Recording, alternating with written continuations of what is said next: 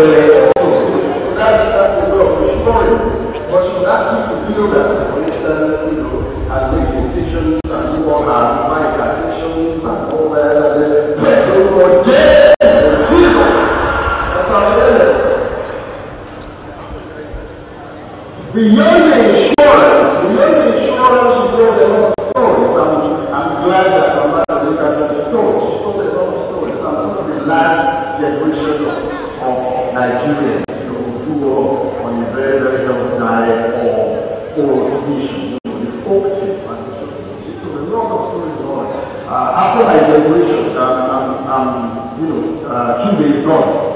This generation, that's the generation after mine. I was born in 5 or so. So they, that Humpty Dumpty, Baba, Black Sheep, Mary had a little land, and all of them are here. Oh my daughter, how they come, all my family had a cow, and a moon, no, for my generation, there was no my mother had a house. We had the coffee, and when another had a dance, and all these guys. So when she did that, I read, okay, because she also told me, humans. So this time, he was told that only way forward is just to check out his destiny in the African way. Only investing for progress, investing for this, investing for that, if I say good things. But he was ready for sacrifice in order to find a path for that way forward and be to identify and be honest. He brings for sacrifice pure white hen. A hen. A fowl. Or is that what you call it there? What you say?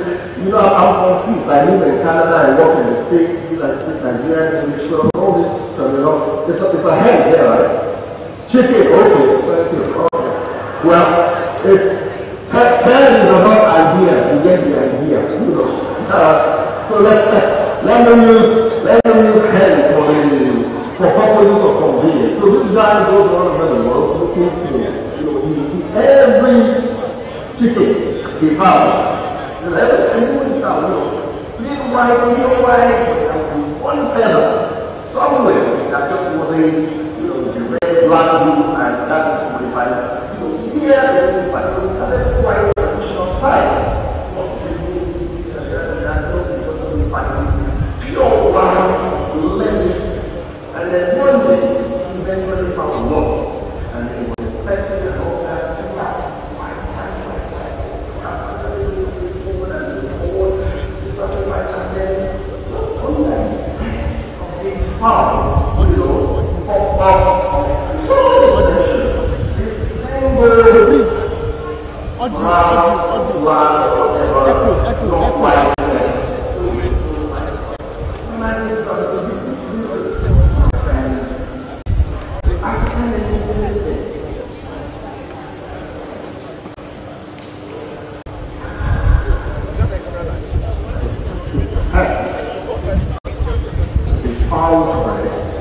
And brought out the offended feather, and the sacrifice was done, and he was on his way. Now my grandmother is that story because it's on something very hard. The explain directly to what we are here. And in a way, it connects my good friend Perez, because I was excited because Perez was talking about your hands. Then he spoke, because you remember, there is no greater determiner, shaper of your destiny, preparer of your fortune, than your hands. So when the hand of that man went reach for the breath of that chicken and pulled out that is, you don't want to express the supremacy, the vengeance of human agents. Human agency is fundamental, so that in this world, everything you do is supposed to enhance the instrument the life reinforces, the centrality to be human. So when we're talking about all these African concepts, Buddhism, togetherness, unity, and all that, fundamentally we're talking about human agency. And that's why at this critical moment, when there appears to be crisis identity in terms of where Africans and the West are going with human innovation, human science and technology and all that, then what's also happening in Africa? Because science, technology, invention, innovation, moving forward, cutting edge, all the land, everything is there. It used to be that technology, the West understood that, somewhere along the line, man was sent from as if we invented guidance to make it much easier, to make this work easier, to make everything easier, to make that easier. Man, human beings. But some point somewhere along the line, we got into those human things. We take man out as we have all these guys. I'm not done with every talking close to eliminating that. Now the robots are doing out of those many things to do. Somewhere that will go to in your house to collect the problem. At the other end of CNN, the interview with the guy who was way ahead of himself. Sitting back in the CNN and medical science, they are looking for doctors so much and all that I was saying. They are looking for patients to look at robot operators and all that.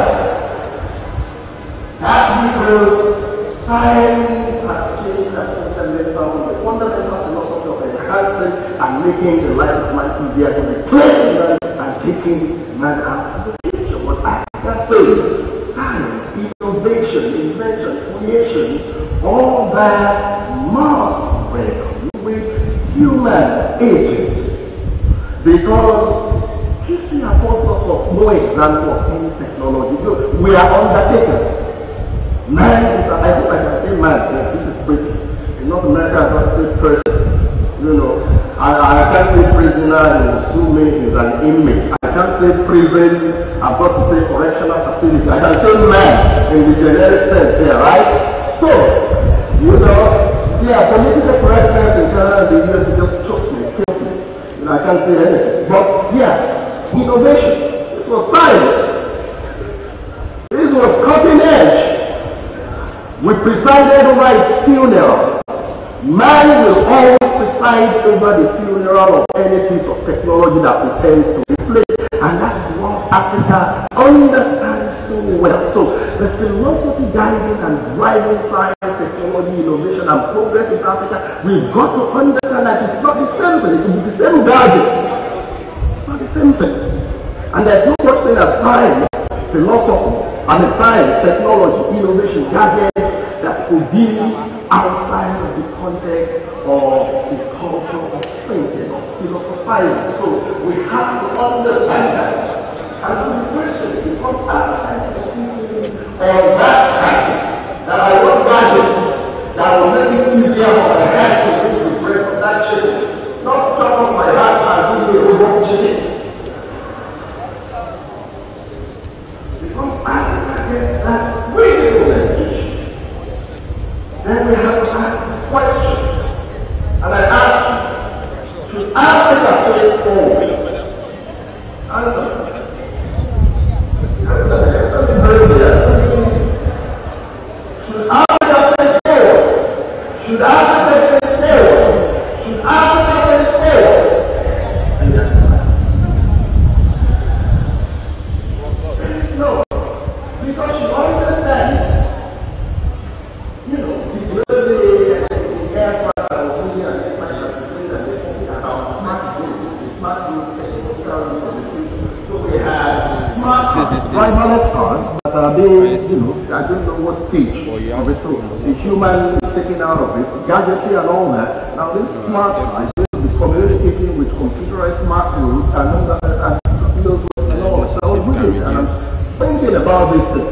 So the last person to think of I thought, okay, well, we understand that there will be man to preside over, you know, the wings and the funerals of people, the funeral rites of even the most futuristic deaths. And because Africa understands that, I don't think she is forward.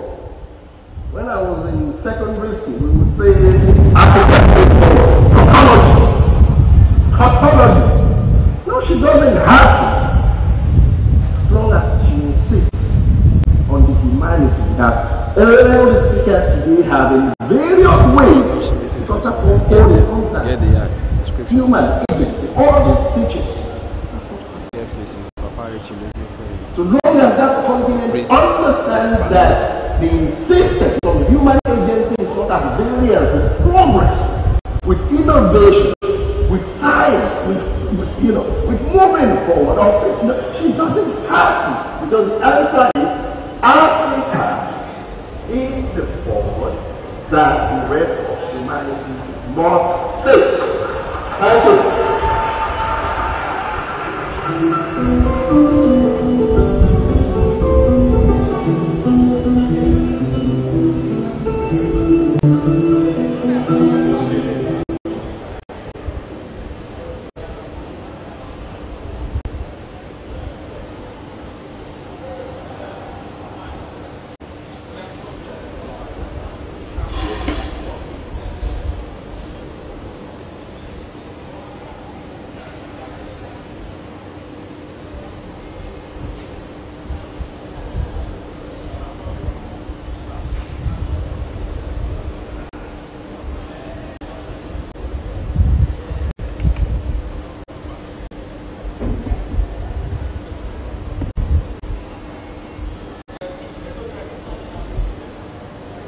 Son, for when this life is o'er, I'll fly away to a home on God's celestial shore. I'll fly away. I'll fly away, oh glory.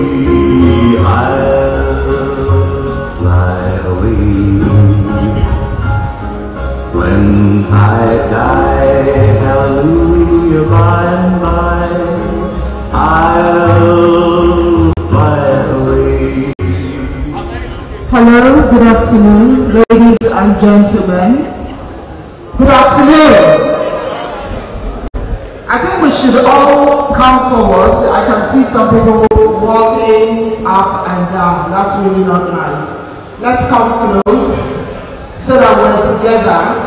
This is good for the photographers and the people who are recording. People are going online, and some will have to use these pictures for news in the evening. So can we come close? My name is Ifi Onyebule. I'm one of those who will be piecing the event together this afternoon. And I'd like to say that if you've not signed the register, there's a register behind you. What you can do is just quietly walk down there and just put pen to paper. Whatever you feel in your heart, just put it down in that register. Let's start quietly as we wait for the others to join us. This is the day I set aside for our brother, our friend, and one who has touched lives all over the world. So just walk to the back, there's a register there. You can just get to write something, just a short sentence, and register that you were in here. Let's do that quietly. When you come in, you take the seats in front, except for the seats that have been reserved for, can we call them special persons? But you can take the seats behind that one when you come in. But please, I'd like for everyone to put pen to paper. You need to sign that register. It's a condolence register for Professor Pius Adesanmi. Thank you. Hallelujah, by and by, I'll fly away. When the shadows of this life have fallen,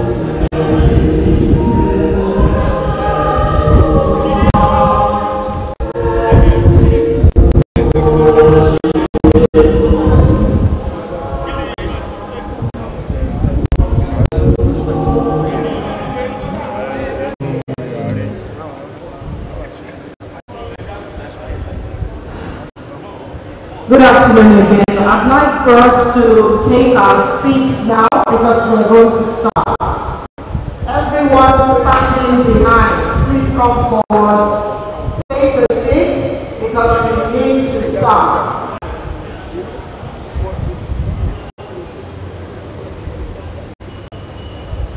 Please, we'd like you to come forward, please.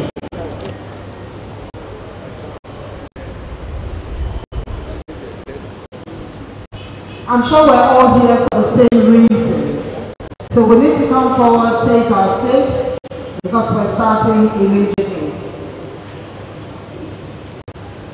Good afternoon again. I'm delighted to be here. And I must say that this is a special day for me, because I understand what one person is feeling as it is. And I'm talking about none other than the woman who's been left alone after her husband died. I understand what it feels. By May this year, it's going to be 1 year, I just woke up and my husband passed. So I understand what that woman feels as it is. She might take some time to come to terms with reality. For her, it just happened. But for me, after staying 8 months in the hospital, of course the doctor had told you that what's going to happen. But he said to you, don't ever let it show your face. So I had to be there. I was taking care of him until he passed. So I know what she feels.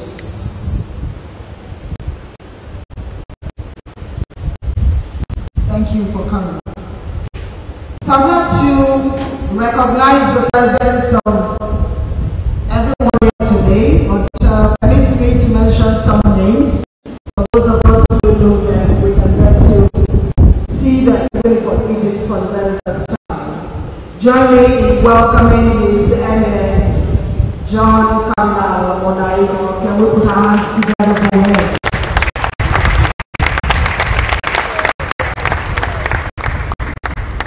We also have in our midst this afternoon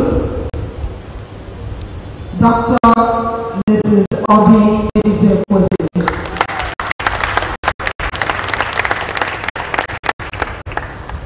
Let's also recognize the presence of Mr. Jacqueline Omojua.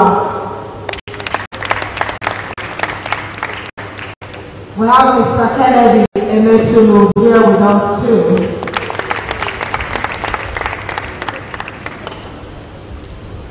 On the top we have Miss Damilari Adesanmi. Can we put our hands together for her? She's here today. That's another strong girl. Good to see you. That's Professor Pius' daughter. She's here with us today. We also have in our midst Mr. Richard Akinola.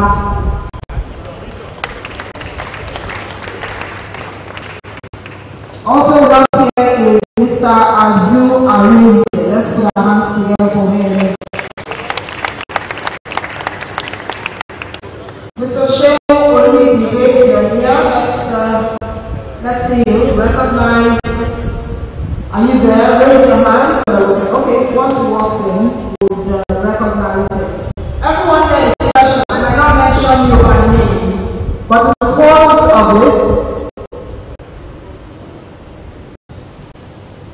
in the course of it, we'll get to recognize everyone. We also have here in our midst Professor Remy Raji Oyelami. Let's put our hands together.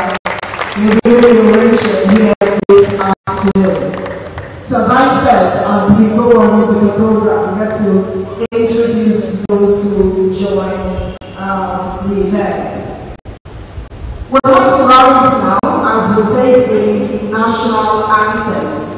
So wherever you are, let's respect Nigeria and of course the man who we're gathered here because of today. So this is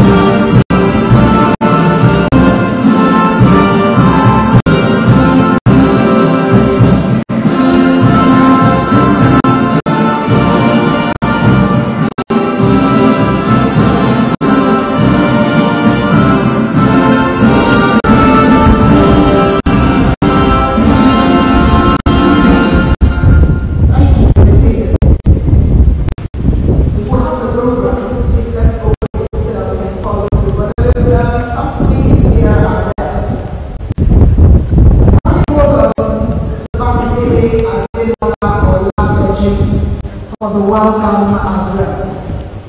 Please put your hands together for Mr. Mr. Meet. Oh, I'm sorry. Meet. Sorry.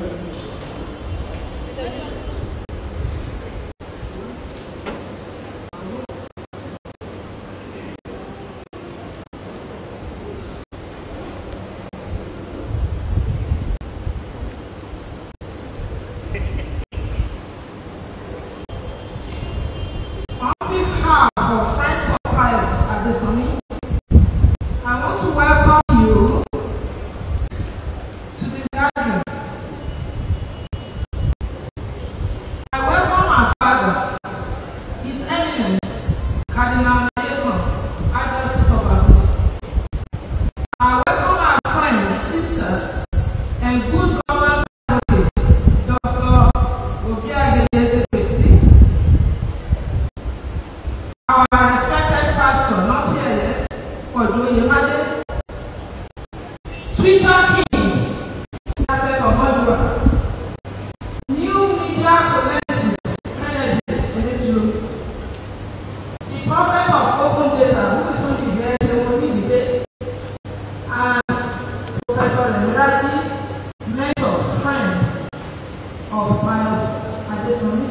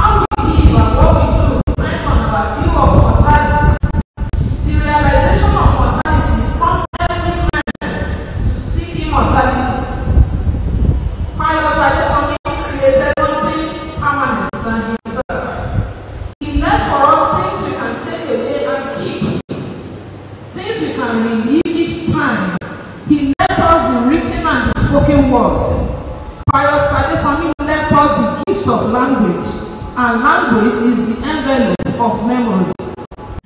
The more we read his work, the more we wonder what a great man he was. The more we listen to the lectures he gave, the more he comes alive again in our for Nigerian immortal codes, morals, ethos, and the norms of civic leadership and responsible followership.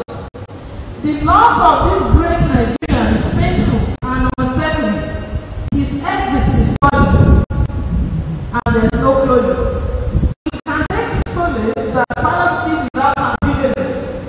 He occupied that real zone between calculating opportunities and self-righteous fantasies. He meant well and sought desperately for a just and peaceful Nigeria. His life and work speaks for itself. Many of you here never met Pius Adesanmi in his lifetime, but you were drawn to his thoughts and his sound, his writing in his speeches. Yes, it's a debt we all owe and we have to pay. And together we will sing this song. I will just sing the last stanza.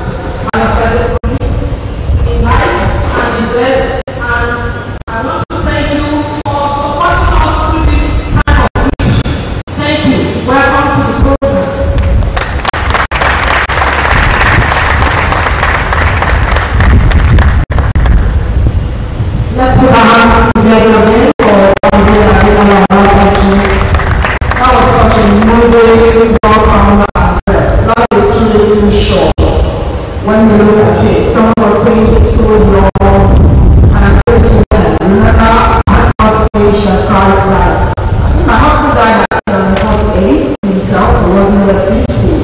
And I asked all the questions that there were to ask. The question that I did not ask was, why me? If you didn't want it, it may not have happened. It was just 14 months of marriage, and that was it. So we don't want to pick out women and our children in prayers. That's exactly what she needs to do. Alright, so we move on to the next item. We have that in the room. I said there will be some sleeping here today. I'll take the microphone now to his eminence, Samuel and Mario, who will be giving his address. Thank you, my sister. I want to thank the organizers for allowing me to give us this devotion tribute and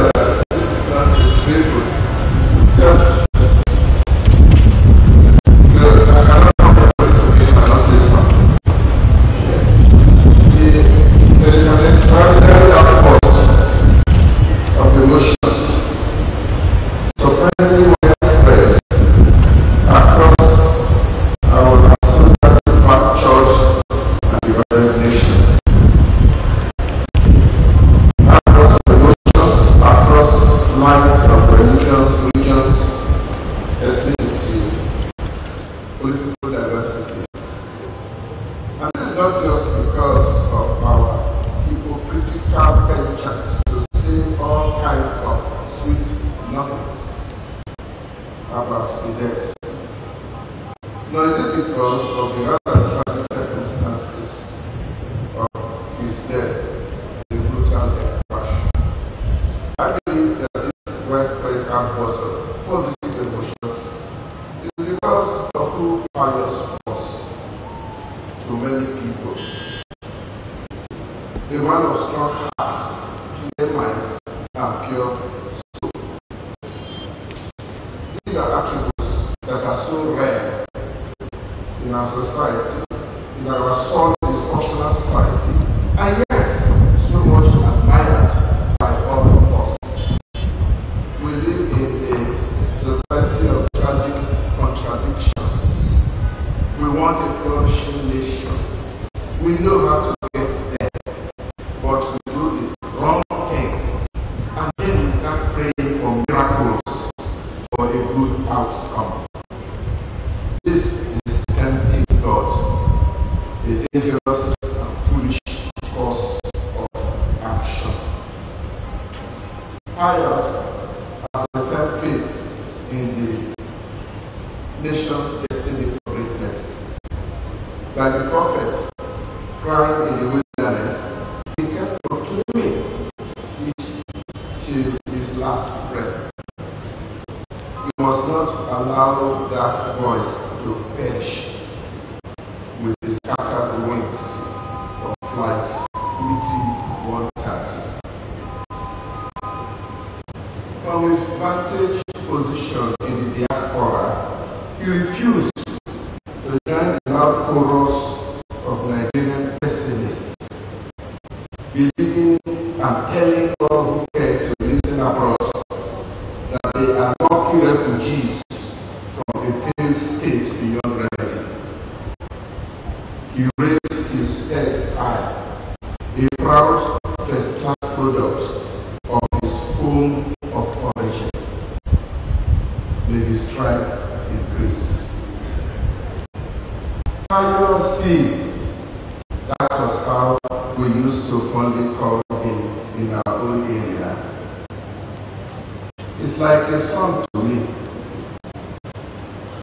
My first posting as a young ordained Catholic priest, almost 50 years ago in August 1969, was to his son, and that was 3 years before Pius came into this world. But I was given a warm welcome by his family. Our teacher Adesanmi, his father and his wife, and the rest of the extended family. And that family was, pardon the imagery, was a small island in the sea of Ekwa. Sorry, a small Catholic island in the sea of Ekwa. Those of you who know his son will understand what I am saying. I almost said a small oasis in the desert of Ekwa, but I didn't want to offend anybody. His Catholic upbringing was with him to the end. And that is why I can say of him that he has fought a good fight, he ran the race to the end, and kept the faith. We believe and pray that he has learned to receive the crown of glory which the Lord Almighty has prepared for him. And for all those who seek the truth, and all those who serve humanity, and all those who sincerely love God. And so, may the Lord console all of us, but especially, as I've mentioned already, his immediate family, his aged mother, whom I know very well, his wife, and daughters. May his soul rest in perfect peace. I want to thank all of you for coming to pay him this tribute. I'm sure he's smiling and soon from them. Thank you. Let's put our hands together for his evidence. Those words moving, I tell you. We'll quickly call on Professor Raji Oyelade for the oration.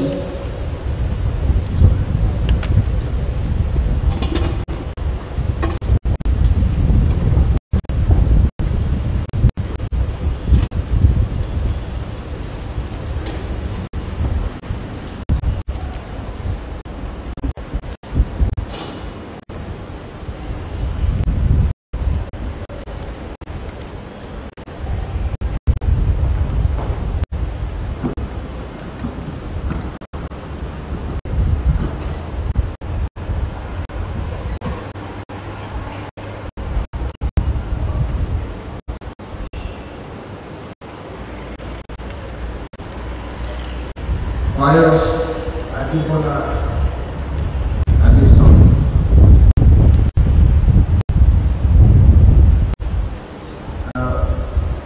I'm indeed not privileged. No, am I almost to do this? I'm not.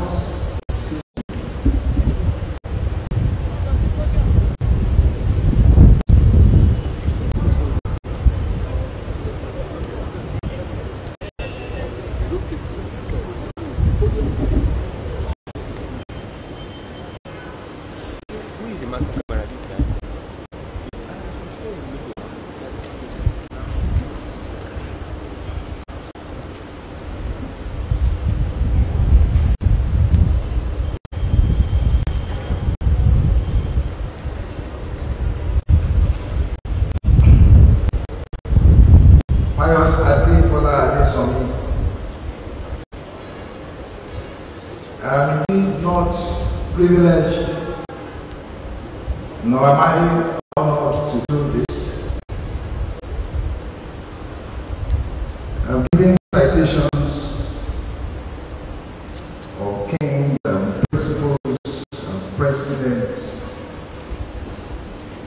It's a painful thing to be given a citation. Somebody who was my mentee and who later became a mentor.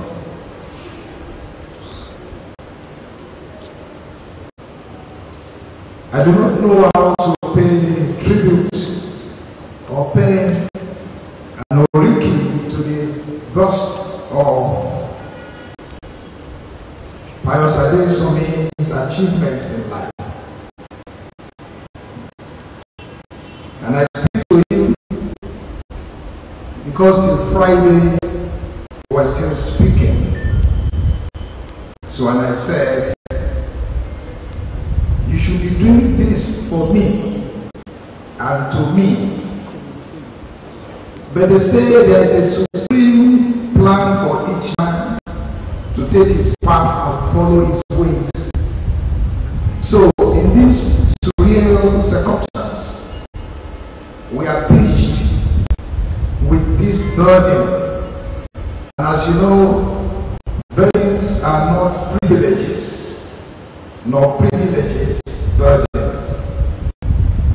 Yet, I stand against all weaknesses of the mind and the general doubts about the questionable questions of life. I speak of you not just as a 47-year-old mortal who lived like a meteor, who lived like a candle in the wind. I speak of your triumphs. I remember all your simple but significant gestures of kindness, of your love for land, for liberty, and for excellence in labor. I salute your courage, Pius. We celebrate you not because of death, but in spite of it.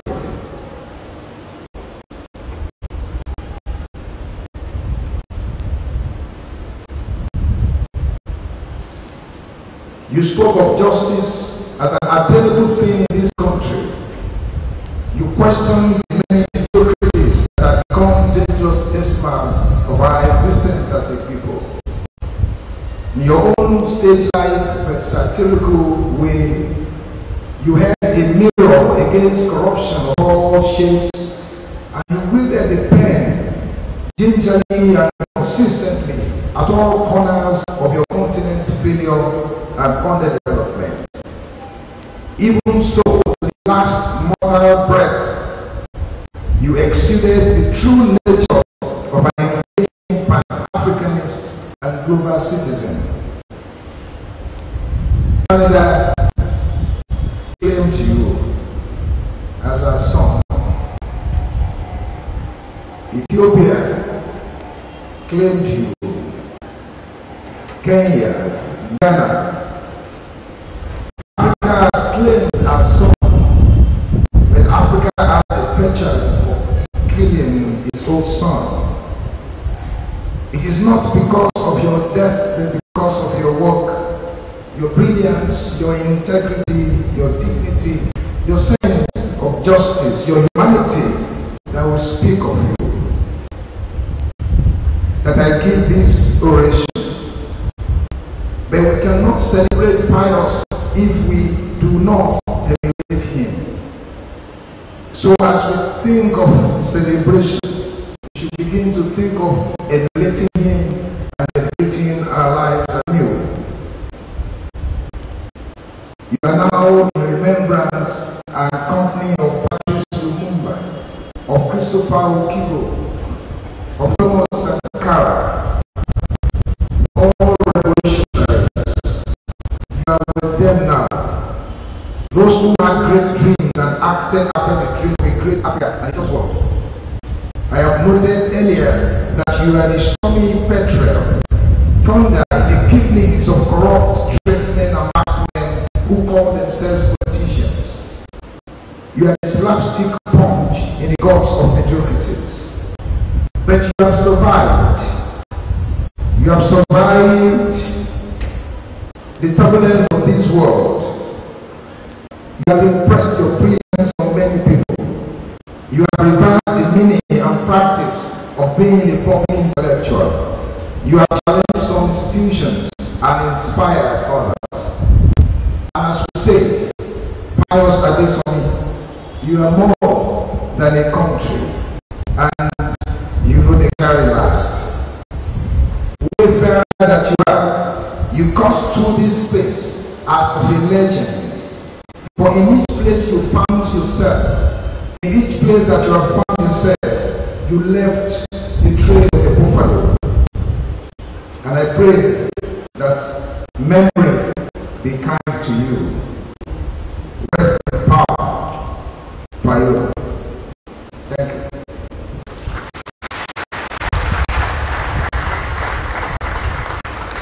It's not enough. Let's put our hands together for Professor Raji Onyelazi. For those who will be giving the traditional eulogy, we'll ask that you get ready. Just prepare yourself. And I'd like to call a former minister, of course, someone who ran for the office, the highest office in the land. Please put your hands together for Professor Adesanmi.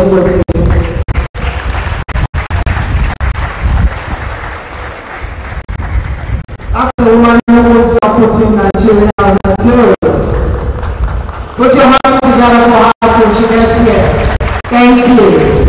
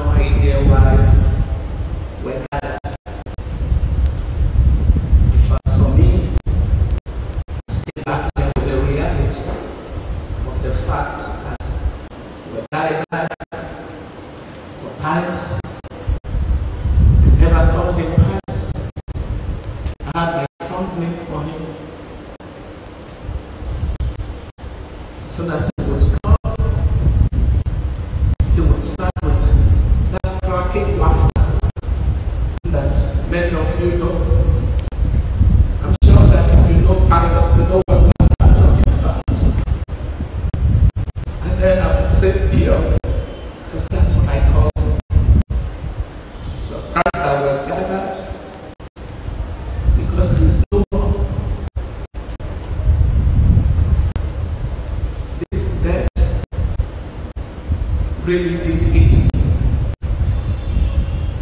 Feels like a part of me was yanked off me.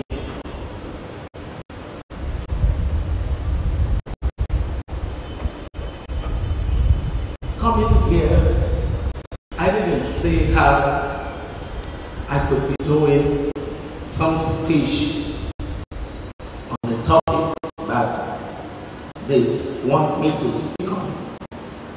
Because frankly speaking, it's hard to articulate a speech in moments like this. He talked about intellectual progressivism, cultural identity,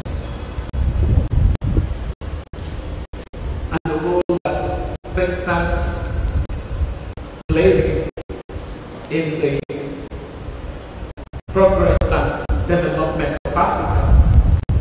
And I just said to myself, why don't I just talk about the kinds of thoughts that made Pius to become a kindred spirit that I could spend hours on the phone with. And then my husband would say, this conversation no dey finish. Because when he would come, the time would just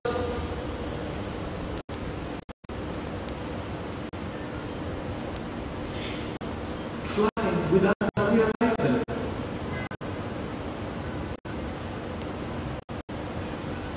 If there were ever an intellectual progressive, that person is Pius, and you can see I say using peace. That's because it's difficult to speak of Pius in the past.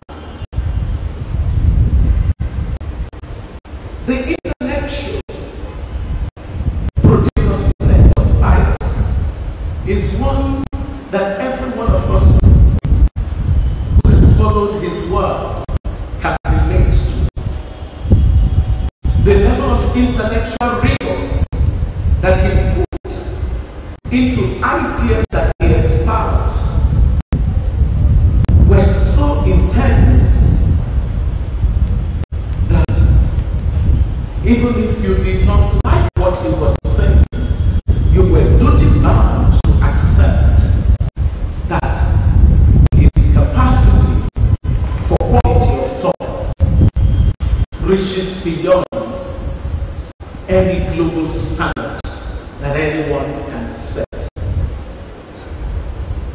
I found comradeship in that capacity to interrogate and to completely question orthodoxy on the part of Pius.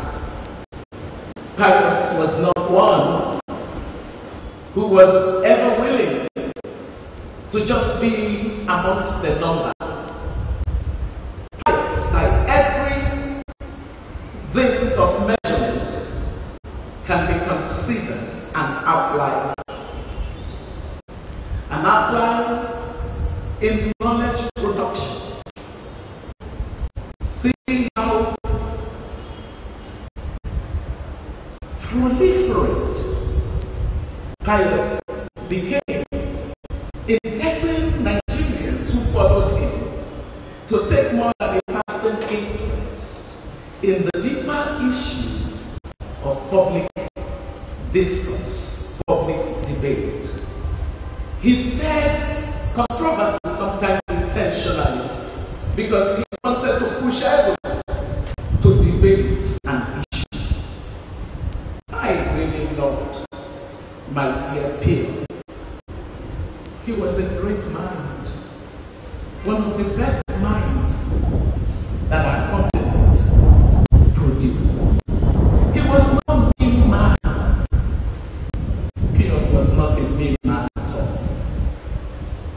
He's of that quality of persons that only come once in a while. Is it in terms of cultural identity? I often am amazed at how people think that the good makes a monk. I grew up with a father who told me that the good does not make a monk. It does not matter how much of Africanist hairstyle or dressing a person subscribes to. The depth Africanism can only be defined in terms of the values that can be defined as African in a person. And on that, what I saw of Pius' life was a contestation of this prevalent sense that the shadow defines Africa. This prevalent sense that the puerile defines Africa, and that we're a people lacking depth. I'm sure that there are friends of Pius that can relate to what I'm saying. Kennedy, I see you. I see you. He hated it. For Pius, those of you that may have listened to one of his speeches on Africa is the future that the world must face or something.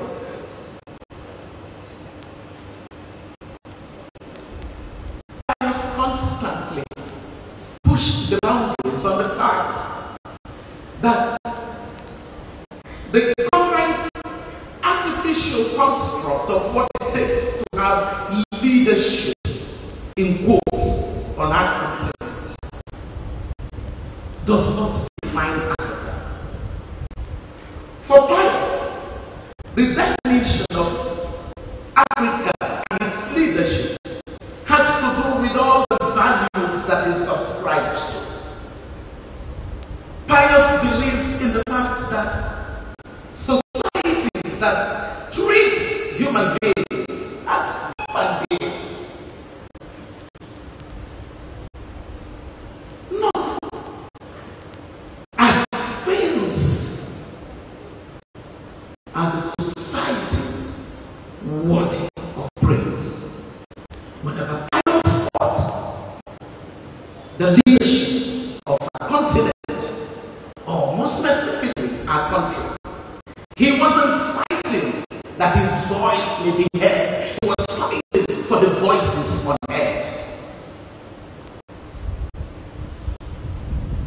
Pius believed in enlightenment. In Pius, I sometimes saw the flashes of intemperance of my father. My dad had no scope for ignorance. Especially people who, being ignorant, refuse to accept the limitations of their capacity. So Pius was ever so desperate whenever one had no interest in knowledge, because Pius represented avidity for knowledge. And therefore enlightenment was ever his duty. You and I can now know that he was in a hurry to get all of us enlightened.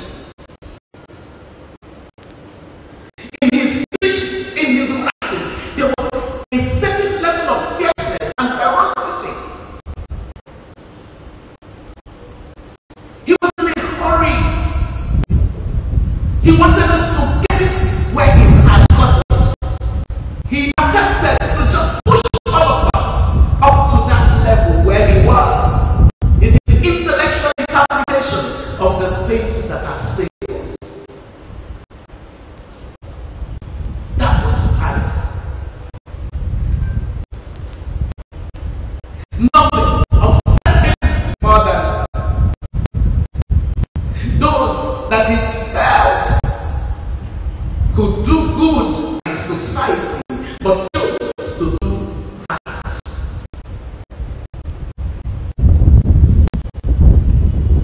Pius' cultural identity, therefore, as an intellectual giant of our continent, was to push the continent to not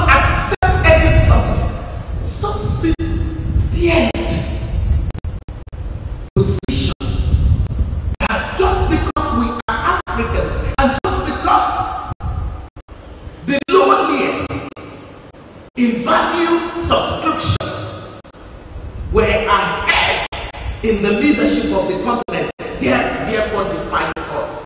He refused it. It annoyed him, and he let it show.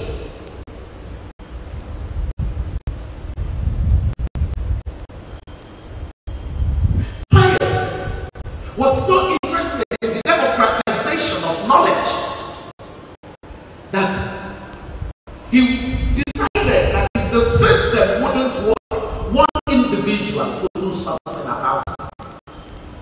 That was what all of the crisscrossing the continent was about. Sometimes, 7 odd hour of night, I get a call. What he would tell me, I call him pure. He called me Sita. Who's going to tell me that again?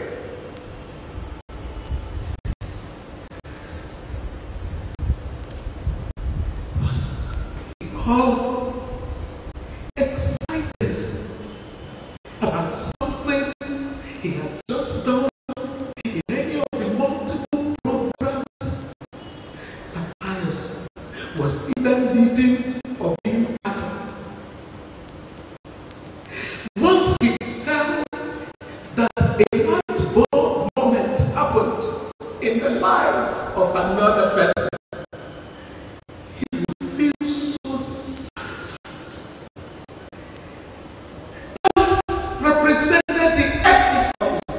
a real human being.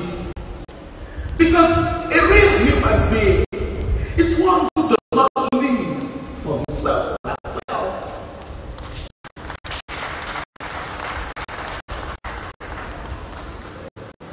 Pius was always greater when he had made somebody great.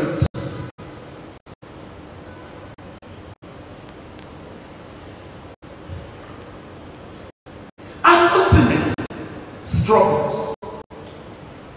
And the reason our continent struggles is because of the knowledge gap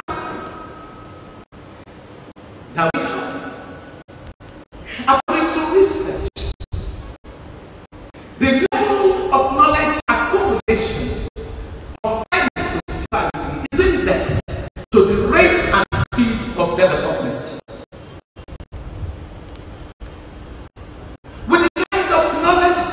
That we have. You only need to look at the fact that our continent is the lowest in terms of percentage of spending on research to GDP. Even the countries that are close enough to 1% at some 0.8%. Countries like South Africa, Kenya, and Senegal don't come close to the kind of spend that you find in countries like Israel at 4.3% thereabout, or Republic of Korea at about 3.8%.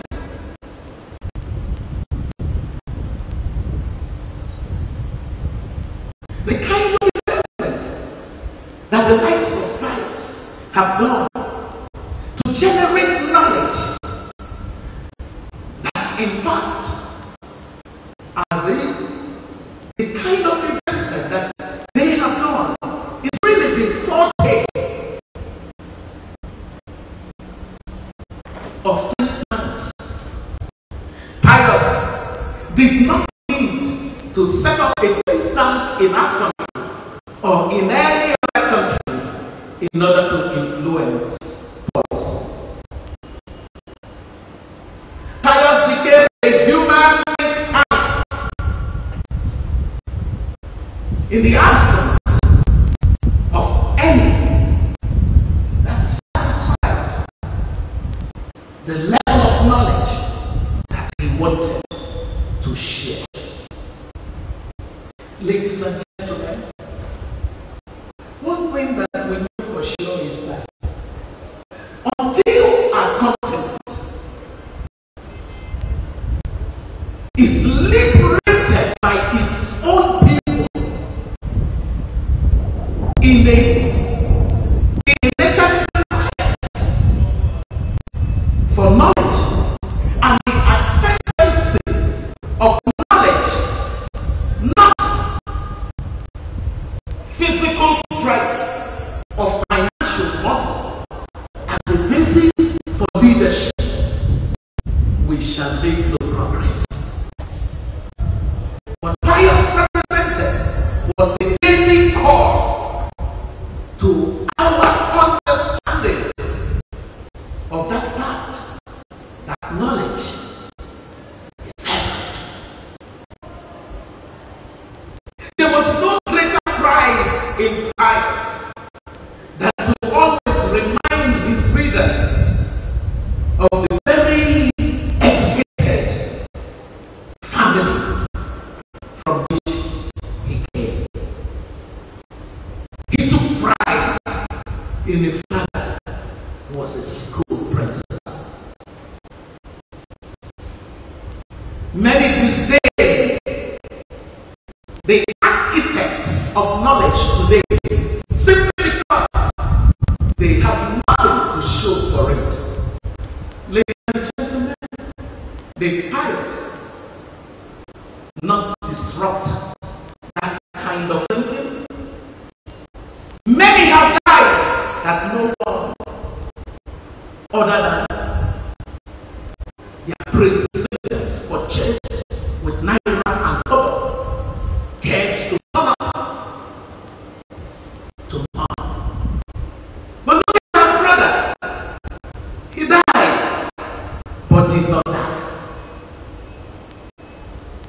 In the outpouring of affection, even by those that chose not to listen when he spoke, we saw that knowledge, no matter how degraded or denigrated by those who choose not to love it, will always stand the test of time, even in the death of the one who knows. Pius is our shining example of what it means for those in the diaspora to understand that beyond the $25 billion of remittances that come to the continent, that the voice of the one who is knowledgeable can shift the needle in all kinds of ways. Pius may not have succeeded in impacting on our leadership in governance, but may I know from those of you who are here today, the Pius succeed in shifting the needle in terms of your mindset. Only 5 of you. I ask that question again. Pius, our brother, may not have succeeded in getting our leaders to absorb the knowledge that he sought restlessly to impart. But I ask you, did Pius succeed in shifting the needle in terms of your mindset? That's what a great human being does. Because the Africa that will develop, the Africa that will make progress at an exponential rate, can only be the Africa that disrupts this prevalent and dominant mindset that mediocrity is excellent. You and I know that Pius hated mediocrity with a vast bone in his body.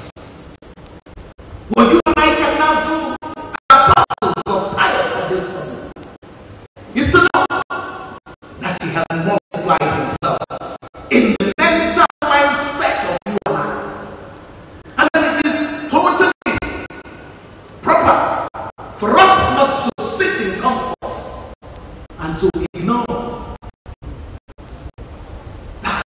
goes bad around us. My initial thought concerning the death of my dear Pio was, it's not wanted. I simply said, I give up. It's a waste. Why should I waste my time? It's not worth it. Because Pio, for whom every day it was about Nigeria, it was about Africa, he's gone without seeing everything that he hoped, desired, and fought for come to pass. So he said, it's not worth it. Give up. Just agree that it's not worth it. See, God without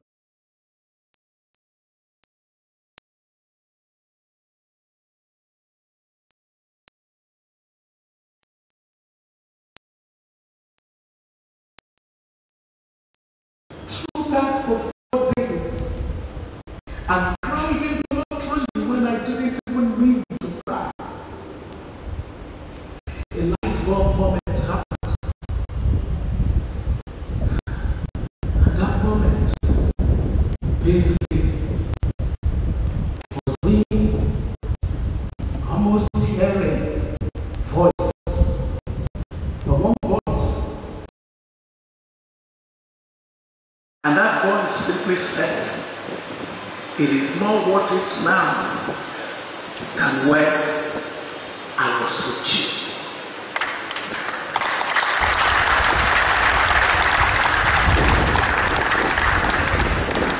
If Pius could speak to you and I, he would tell you and I that the opportunity we have now is that we're more in number that have realized that we had an extraordinary human being amongst us, and that his ideals are not too much for any of us to subscribe to and live by.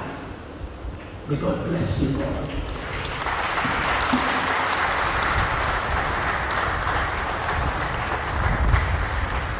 I think she deserves a louder round of applause, a standing ovation.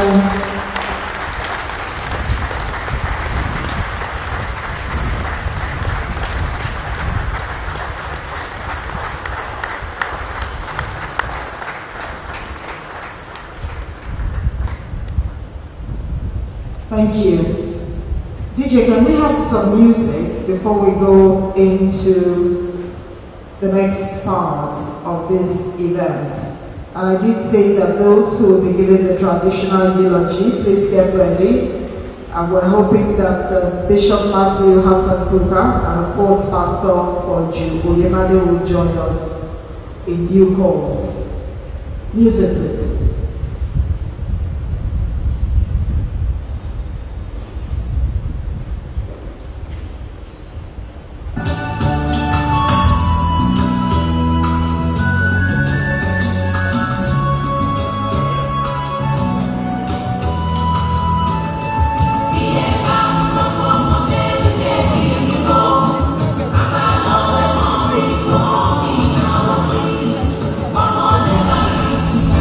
Oh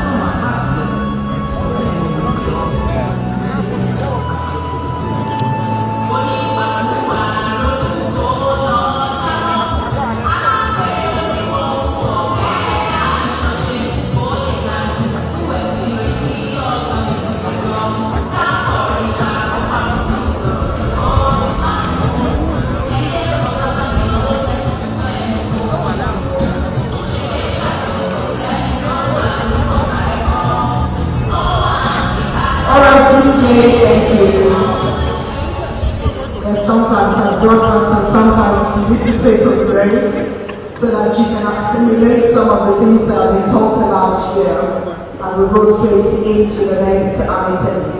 Of course, you can see the people right in front of you. They'll be giving us that traditional eulogy.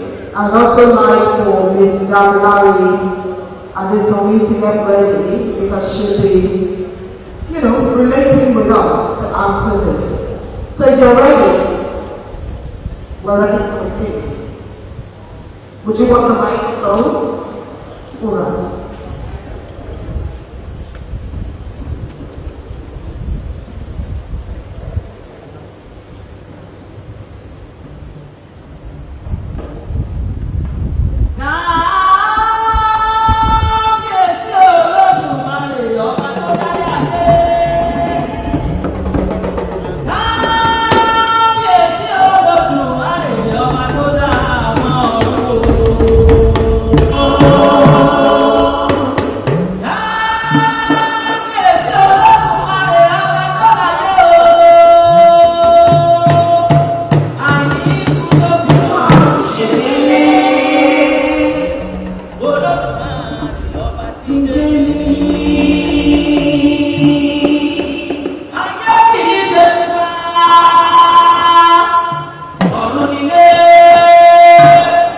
I'm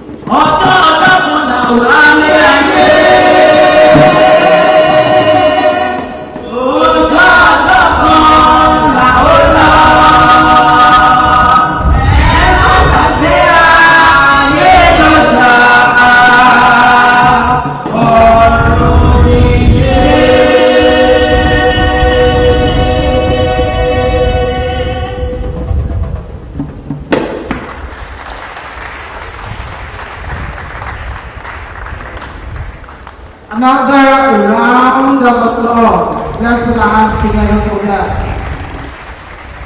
Thank you. I'd like to recognize the presence of the DG Development Agenda for Western Nigeria. Let's put our hands together for Mr. Sheye Uyeleye. Put your hands together for him. At the juncture, I'd like to call on Ms. Damilare Adesanmi. She has something she'd like to say about her dad. Can we put our hands together for her?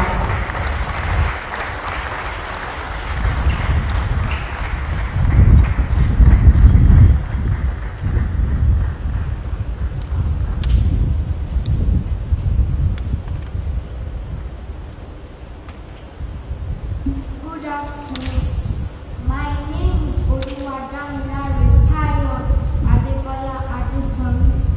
Everyone calls me Damilare. 2 weeks ago, my father, Professor Pius Adesanmi, and 156 other people died suddenly in a plane crash in Ethiopia with Stephen's on wheel. I miss my dad. I miss so many things about him, like his voice, his smile, the way he laughs and his big talk. In a way, I am surprised that a lot of people who I don't know miss my father too. But he loved social media, wrote many positive things. I am grateful that people have so many good things to say about him and the positive things he did and wrote about. My little sister Tishi and I thank you for sharing your love for our dad, On behalf of Tishe and myself and my grandmother too, I want to say a very special thank you for all those children like us whose parents also died then. I pray that God will help them, bless them, and keep them all safe. And finally, may God bless all those who died. Amen. Thank you. Please let's put our hands together for Larry. It takes courage to stand here and talk about your father.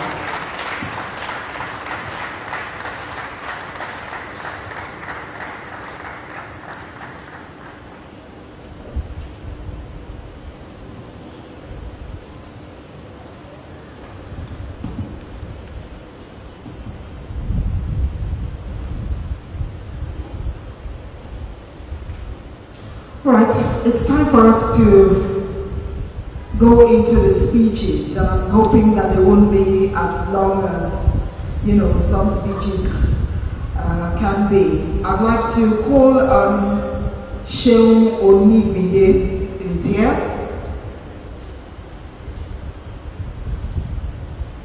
Is he here? Alright, let's move on to Mr. Kennedy Emetulu. Put your hands together for him.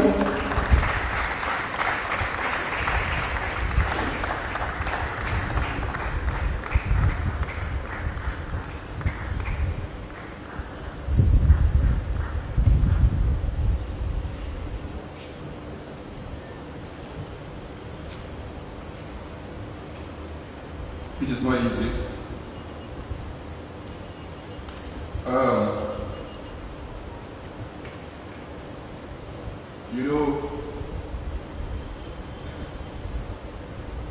Morning Pius, how does that sound? Pius is the kind of person, if you have lived to be 100, we still will feel the way we are feeling. The reason being, for me, Pius was a secular saint. I'm not saying he's not a human being. He was a secular saint.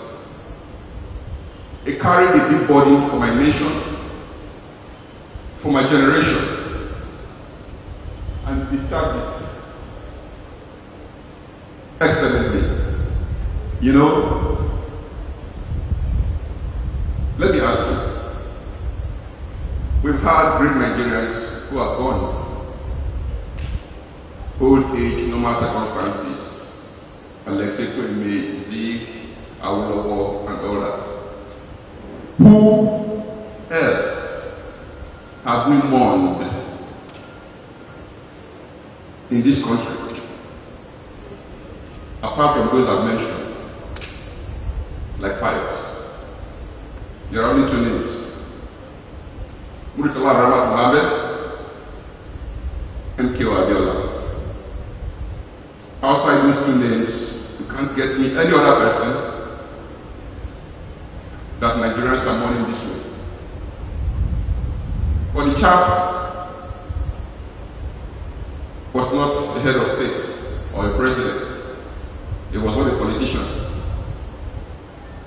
He was a humble academic. There are many things Pius did while he was with us, and it take us time to actually see them. He was not just a first-class student in school, that's academic. He was a first-class human being.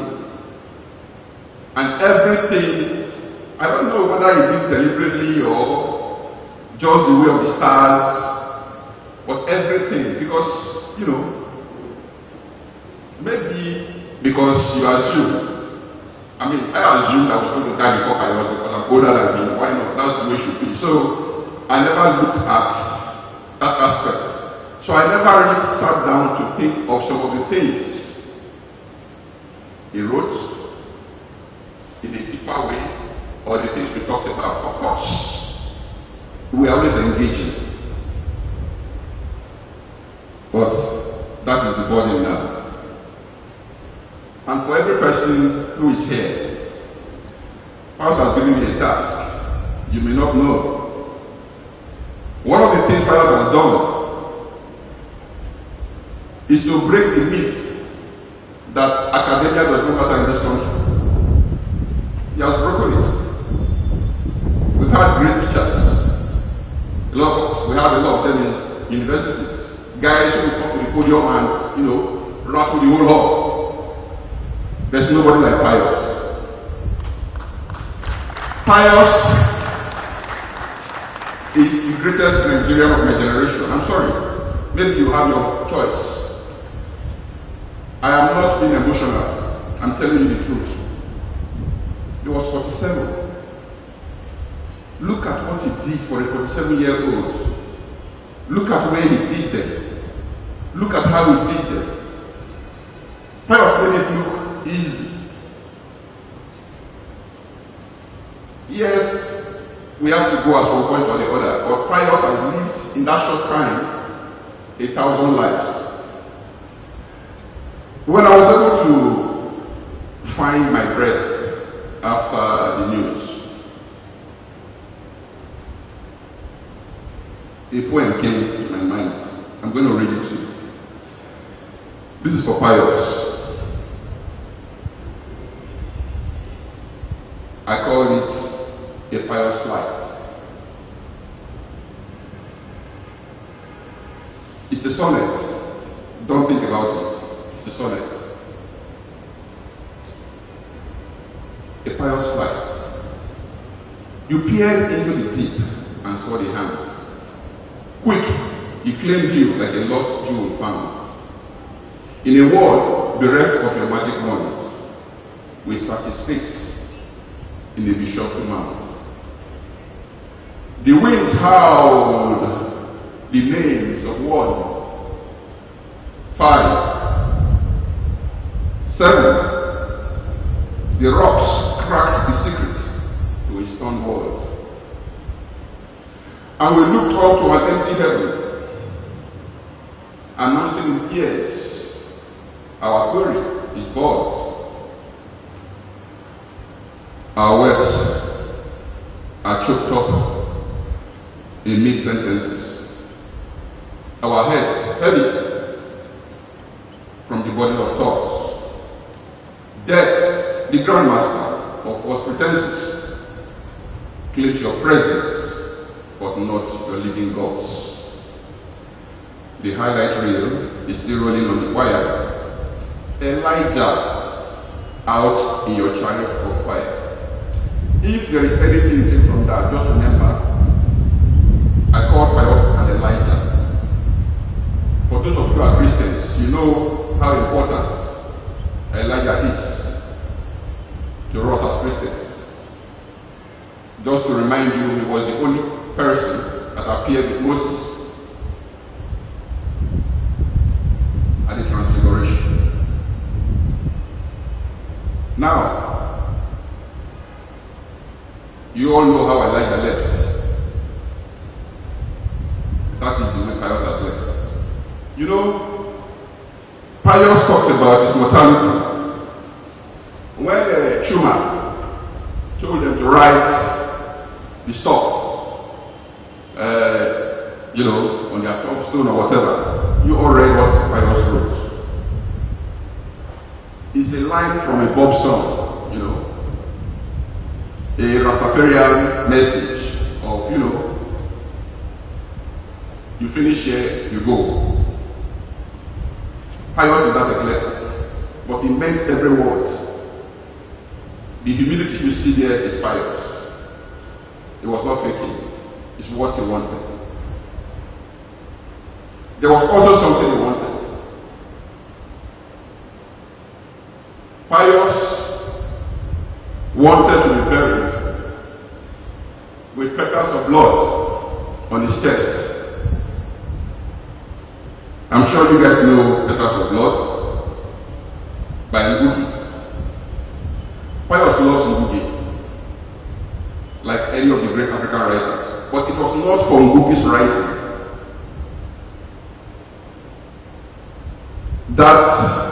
copy of his book was bought for him by his mother.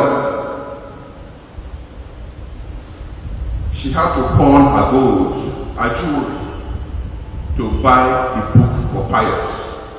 Pius saw her do that.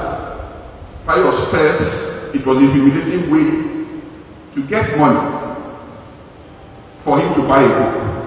But of course she did more. Sold her car, etc., to keep Pius in school and look after Pius' old dad.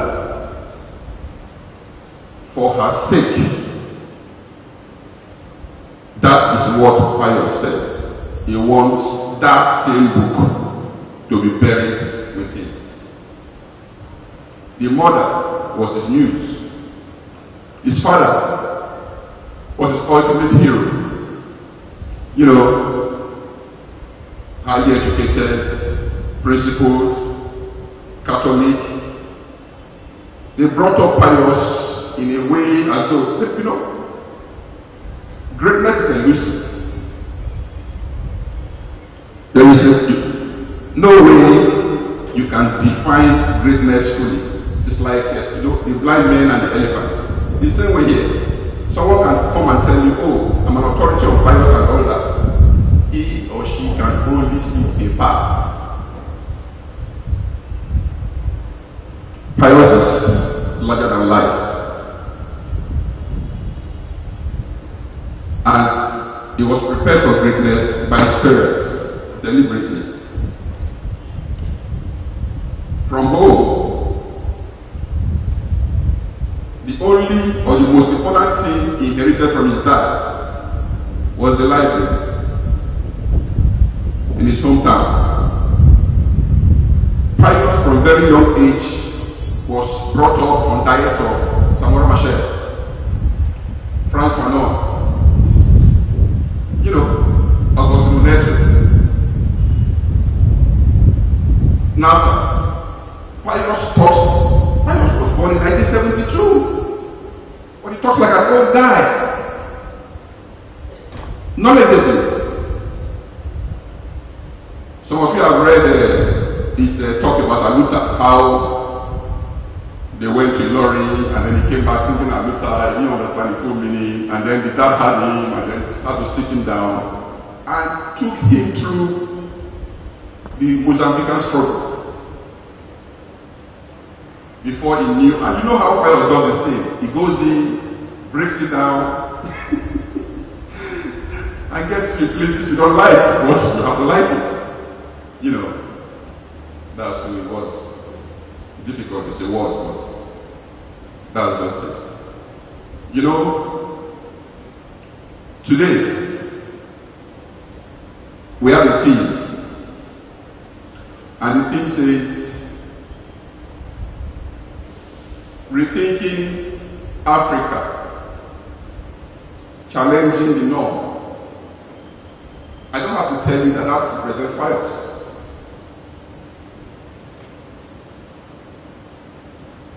Pius was a very brave person.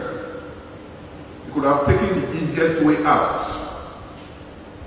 He didn't have to do a lot of things he did while he was alive.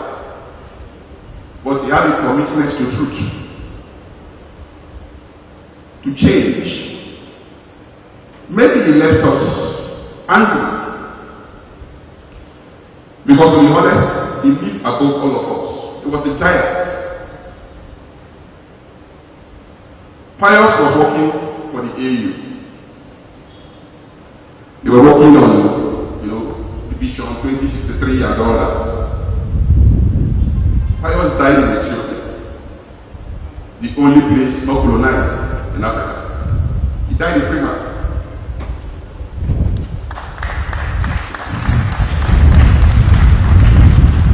More importantly, if you were watching, you would have noticed that the last thing Pius posted was a psalm. I mean, when last did you see Pius bring out two verses of the Bible and post? Of course, we all know he was an altar boy, a strong Catholic. But Pius would be the last person you want to see putting the Bible and all that stuff. But he did. And And it was the last thing. It was a mystery to me until I spoke to my friend who spoke to him, who they shared the Bible passage together shortly before a fast.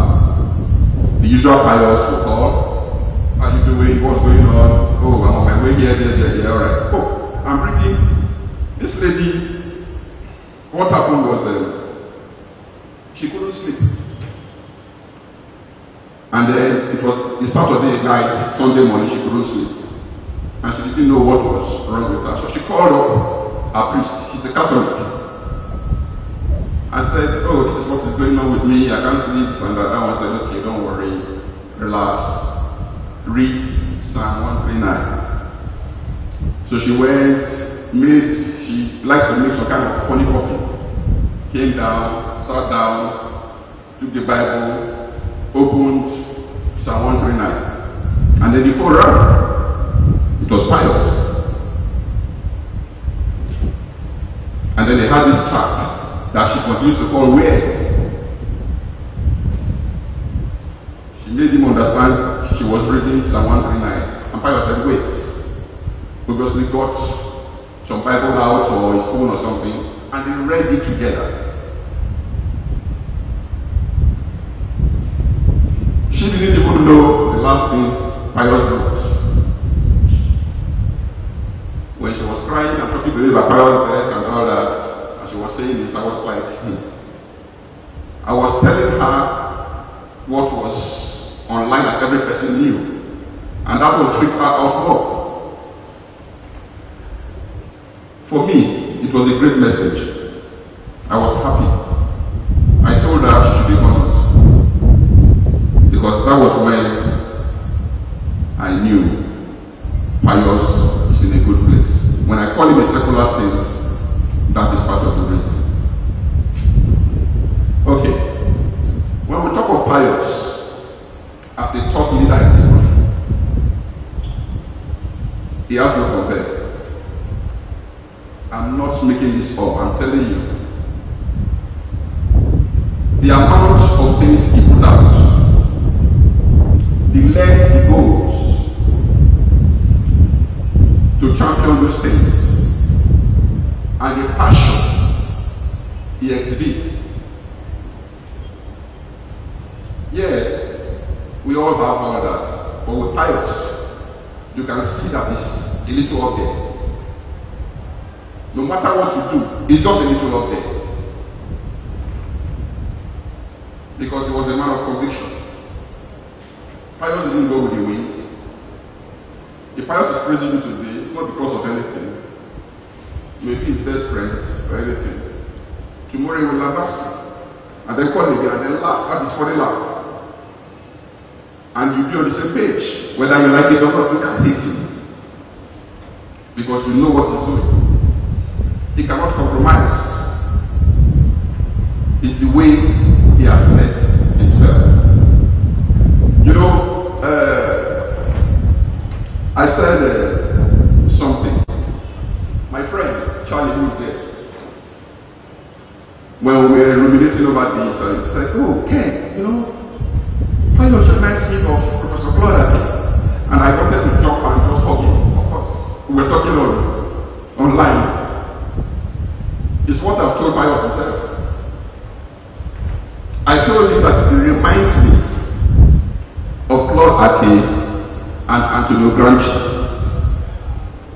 Claude Ake, I'm sure you remember, died in a plane crash in 1996. He was a total scholar. He does not have Pius's charisma or his wit, but he was a total scholar. His center in Port Harcourt was the place. He took on orthodoxy. Our idea of social science changed with Claude, because he was saying whatever the white man is doing and talking about in terms of social sciences, imagine social sciences, it's imperialism. And it theorized and defined it in a respectable way. He taught outside the in the best universities in the world. When Abacha killed Sarugua, he resigned from the steering committee that was liaising with the oil companies and the communities in protest. A year later, the accident. Of course, you know Nigeria, there's that story about, oh, they took him out and all that. He spoke truth to power. Grand Chief, the other scholar, died in 1937. He was a prisoner for 11 years.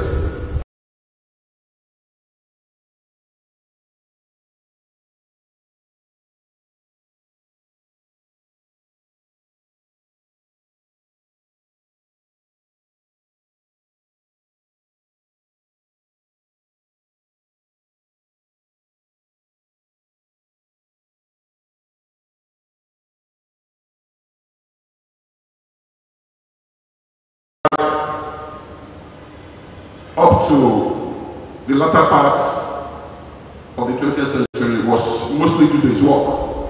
Though most people don't understand that that is the nature of the kind of work Pius is doing. Things he has done will begin to have their effect. They already have their effect, but in 10, 20, 30, 40 years, the seeds that Pius has sown, you will see them. And they will be clear. There will be no question of, oh, we are guessing. Of course, we will do this to immortalize him. But Pius has already done most things before he left. Now, from the moment that Pius, at least from me, I noticed him at about the mid-2000s. You know, when he came into public commentary, there was something I wrote. The Guardian, yes, the Guardian was, they were, okay, Yaraba was visiting the UK and they wanted me to write something on our relationship with the UK. I wrote something, I called it the oily romance. Pius liked it. And we had a chat. And I was captivated with this guy. We are sitting. And we began talking. And I began to see his mind. I want to recommend something to you because I have to round up. When Abuwan was talking here, Dr. Zubesili, she mentioned a particular talk. You need to go and listen to that talk again. TEDx Houston, please go and listen to that talk again. It encapsulates everything about Pius. As a teacher, as a revolutionary, as a Pan-Africanist, as a humorist, as a starter, everything. Go and listen again. There is a particular part where the audience they fell for his charm without much. He was building up this story about Africa. Basically, the story was this. You know, any person comes and says, oh, Africa, we have to go forward. Oh, let's do it like a white man. Oh, UK has done this, these people have done this, Africa must do the same, and everything. Pius came, many speakers have spoken, and Pius turned everything upside down. Pius was telling them that is the white man that has to learn from us. Learn what? In science and technology. How? And he broke it down.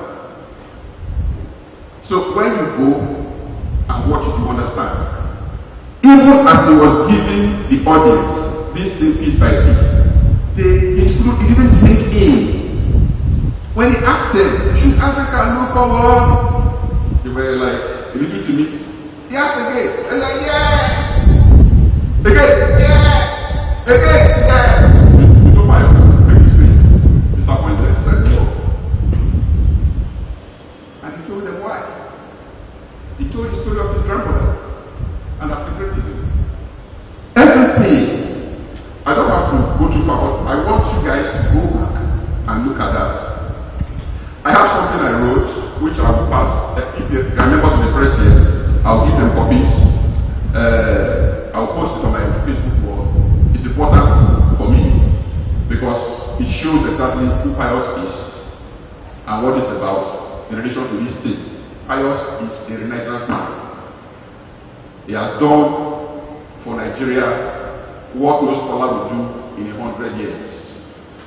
I have told you, for me, he's the most important Nigerian of my generation. He's not dead. He's not dead. He lives. The challenge is for you to pick up that battle that they have handed to you and do things with it. Those of you who are students, those of you in mentors, all of you, you have a duty now to project the values of Professor Adesanmi. Thank you. Thank you. Let's put our hands together for Secretary. I'd like to call on Mr. Japhet Omojua. We're pressed for time as it is, but would like you to come up and give you a very short speech, I suppose. While he's doing that, let's get set with the video presentation. That's about the life and times of Pius Adesanmi. Put your hands together for Japhet Omojua. Thank you. So 3 weeks ago, I needed someone to help me with the reference, and it was very, very urgent. So I needed someone whose voice was very, very big, that the university I was sending the reference to would sort of recognize. I also needed someone that would not be too big to quickly send one, and I reached out to Prof, and he did it in record time. He did that reference in record time. When he sent the reference to me, I started to tell him that it didn't feel like I was reading. So he submitted it and then he said for your record, that I didn't feel like I was reading about myself. Then he said something about something he did in Kenya and what the Kenyans were telling him. He had done with about 17 Canadians. And then there was something he told, so the Kenyans were asking about why this was not done in Nigeria. He gave them an answer different from the answer he gave to me. The answer he gave to me was that who was going to be responsible for their security for 3 weeks. That he said it in Yoruba. Lost in Nigeria. Security one. I mentioned that because his love for Nigeria always defined his relationship with Nigeria. He was conscious, of course, of everything that needed to change, everything that was not working, but he did everything with pure love for the country. That was why at that moment in Kenya, he did not demarket Nigeria. He gave them an answer that was appropriate for them, that was good enough for them to hear. But he had another answer that he didn't give to them.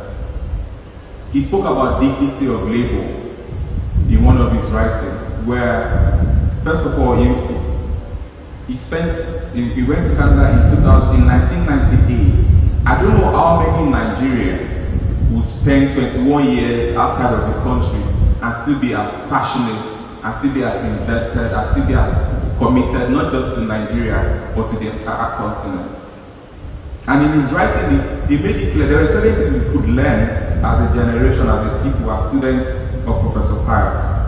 One of those things was dignity of labor. He wrote about how, as a doctoral student of the biggest of its kind in Canada at the time, how he would work for pittance, for almost nothing, do his best to send the money back to Nigeria for people to do all sorts of stuff, then come to Nigeria and find those same people living large.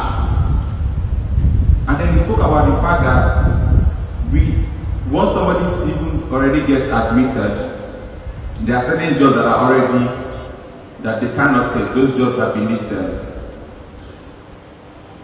And how that has come to cost us as a society. In reading, and he was talking about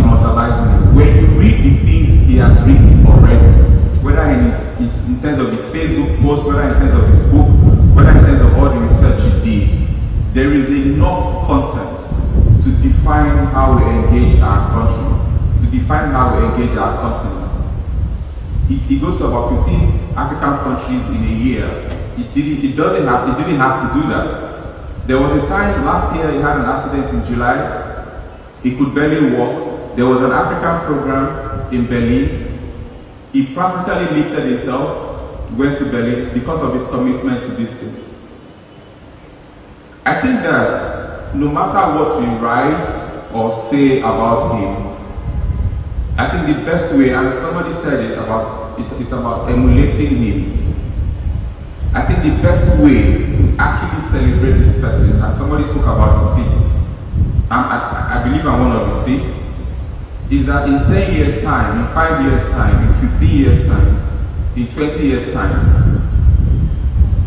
someone can look at you and say that in the way he said, you remind me of Lord Ake, someone can look at you, can look at some of us in our generation and say that you remind me of Professor Pius Adesanmi. I think that, like I said to him, that if I was into framing certificates, that I would have framed that reference, which of course now I'm going to frame.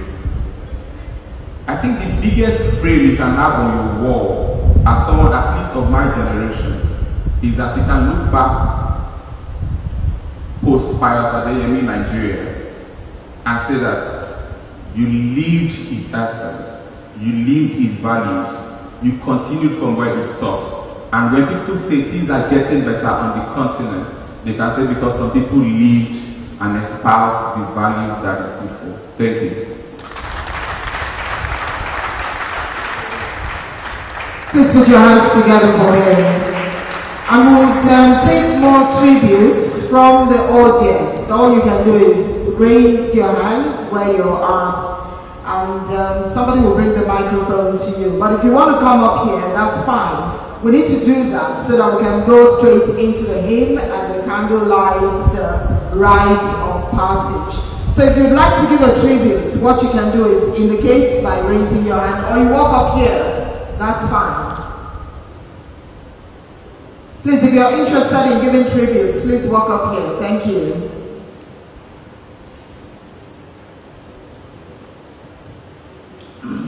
Hello, my name is Olusegun Tunde. I missed my shift where I had another event set up, and I got this like 2 days ago, and I believe that I had to be here by all means. It will be shocking to say that I never physically met Professor Pius Adesanmi. But what's the essence of meeting someone physically when his words, his writings, his person looms large in your life? And if it was, I have a friend called Saeed, we were working First Bank together. And anytime we see each other, we will say, Shehu Tibinko. I don't know if any of us remember his piece about a satiric piece about a conversation between Obasanjo and Bode George, about how Bode George came out of prison. The very, very interesting, funny piece, how Bode George came out of prison and Chief Obasanjo was interrogating him deeply about what is the current situation of Nigerian prisons. And Bode George kept deflecting all the conversations. And when we constantly had that conversation with Saeed, and always come back to that with me, and for me, on Facebook, coming back to the post we always share, we always centered on what Jafet said, dignity of Nigeria. When I flew to Abuja 2 days ago, in the back seat of a car, I found his piece on Tribune, in February, called Instrumental Dignity. And it came back to me, and I said, this was just 2 days ago, about how he wanted every Nigerian to understand their place in society, not to consider any inch of dignity.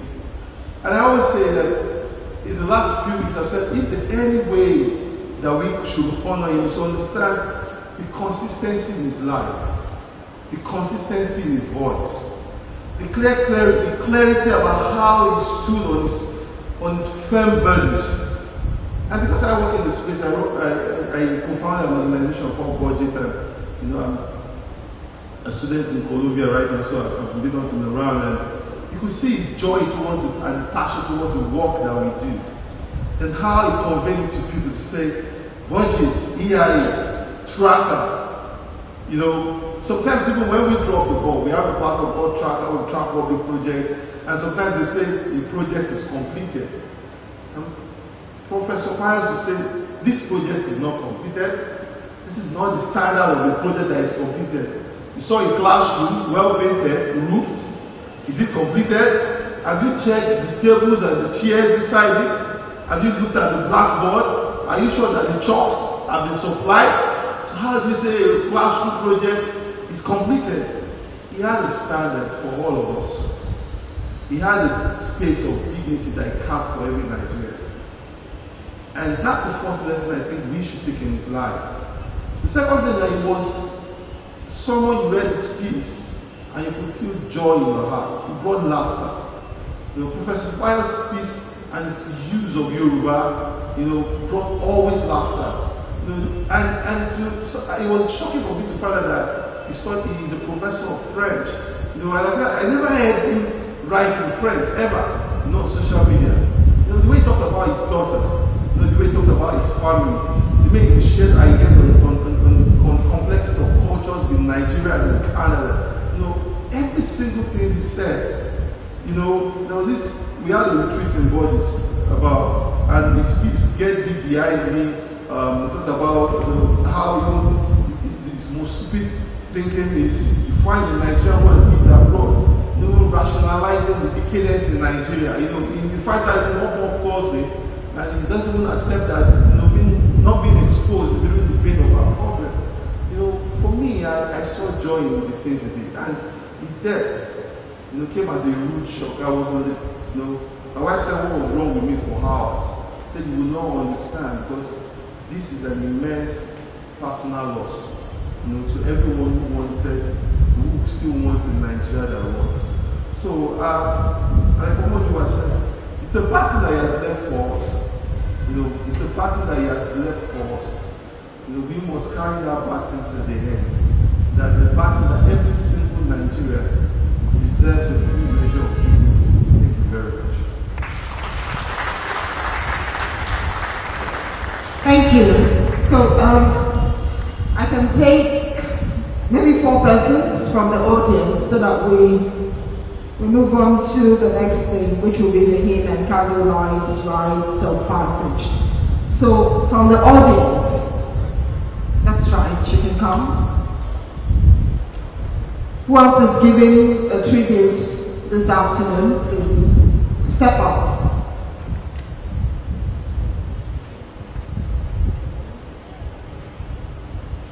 Good evening, ladies and gentlemen. My name is Jale. Thank you, Shil, because you actually touched on a particular aspect of Pius' exposition and what he stood for. And I wanted to talk about dignity of labor, about Nigeria finding its place in Africa and in the global community. It's quite sad that I have to be here talking about him, like Auntie Obi said, in a kind of past tense. But I would also like to address him because I believe his spirit lives on, and probably I'm quite sure he's hovering around somewhere here and listening to us. I've had the privilege of knowing Pius over a very short period of time, physically, probably about 5 years. But during that time, there are a lot of things that I learned from him. One of it is humility. If you live in the same place where we live, and you understand his role as director of the Institute of African Studies, the only one in Canada, and how much respect he had within the government cycle, to the extent that a lot of Nigerians benefited from that respect, then you will understand why he was so passionate about us occupying our place in Africa and occupying our place in the global community. Despite his position, Pius was one man that had a lot of humility. I would call his sister from another mother family and say, sis, Shekuru Agoyi, mo ti call him, mo ti pay, mo ti message there, I've sent social media messages, he hasn't responded back to me. She will say he's been busy. And then out of the blue, just like Kennedy was talking about, that he called that lady, Pius will call you. Mani alagba payo, mo ti panu fún ẹ. And he has a way of capturing me, because he knew right from the time we met, I wanted him to address me by my first name. Then he will respond, and then for the next 45 minutes or 1 hour, we'll be on the phone talking about myriads of issues. That's the man that Pius is. By his status, by what he was doing in Canada, you would feel that he wouldn't have time for people. But that was the way he is, a very, very personal person. He was able to move with the mighty and also to sit down with those who are considered lonely. I think for me, the greatest legacy any of us here can take forward would be in terms of recognizing where we should be as Nigerians and where we should be as individuals. We talk about rethinking Africa. So let me use this parable just like we used to talk in parables. Why is Africa a beggar nation? Why are we Nigerians beggars? If we can change that attitude, we will go further. Why are we beggars in terms of dignity? Why can't you do the lowest thing that will give you some bit of income and be proud of what you do? Rather than seeing somebody at the airport and greeting them 30 times and say, Ekabosa, because of what you think they will give to you freely. Why do you beg for the job that you have already been empowered to do, being paid for, which you accepted because you felt the pay was right, and yet you extort money from people? Why do we beg? Why do we go to the Western world and beg them for things? In his talk, the TEDx talk, I've listened to it many times. All he was saying was, look, even when we look at it historically, everything started from here on this continent, Africa. Why are we going to learn from people? Why are they not learning from us? Why do we consider ourselves inferior to somebody who has a lighter skin than us? You go to a lot of places in Africa, and you know the contempt they have for us. It's just for one singular reason. And I've been told several times, particularly in Southern African region, they felt that we should have been their own United States of America, where when things were bad, they would have the ability to move to and have support. And over the years, we've just gone down the drain. Now they don't have respect for us. Our educational system has gone down. Initially, we are sending people to Ghana. Now we are sending people to Rwanda of all places. Imagine Rwanda fought a war 20 years back. Now it's one of the most beautiful and safe countries in the world.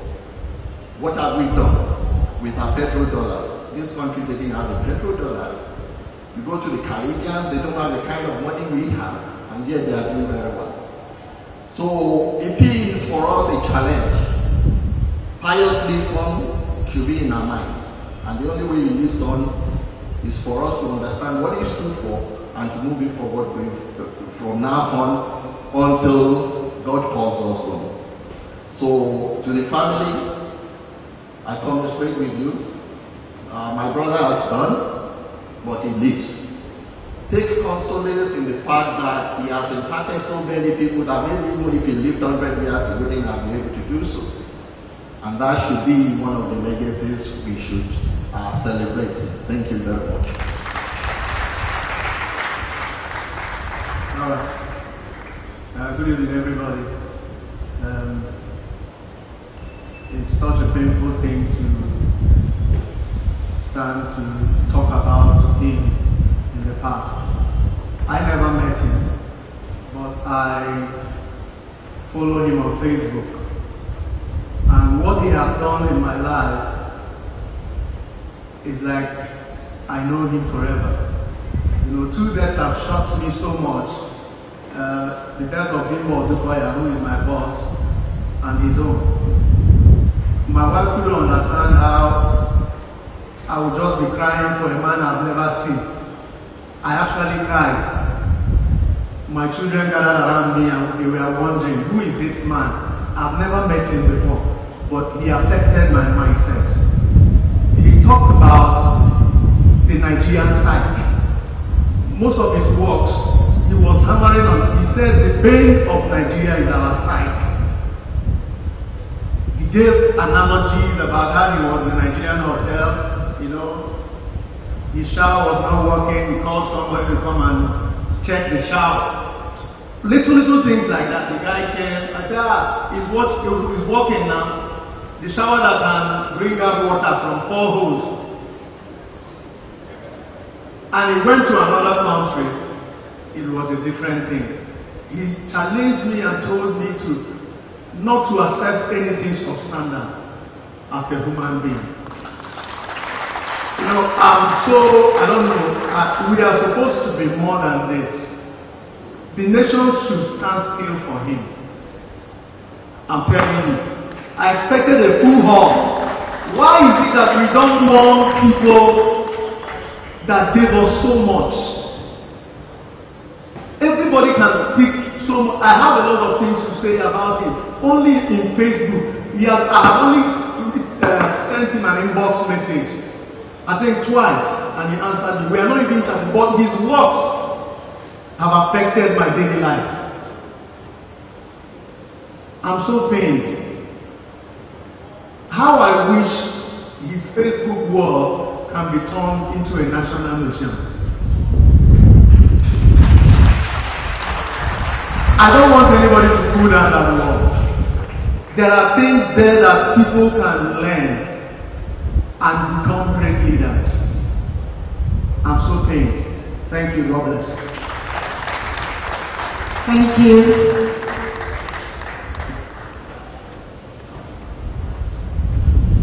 Good evening, ladies and gentlemen. My name is Boyega Olorunfemi. I'm here today by chance, and somehow I didn't really see myself getting here. But here I am for Prof. I haven't met him, but he has inspired so much about the things I am today. I wrote this little piece when I heard about what happened, and I'd like to just read so I don't miss them. Professor Pius Adesanmi, Inoku Oferuboju.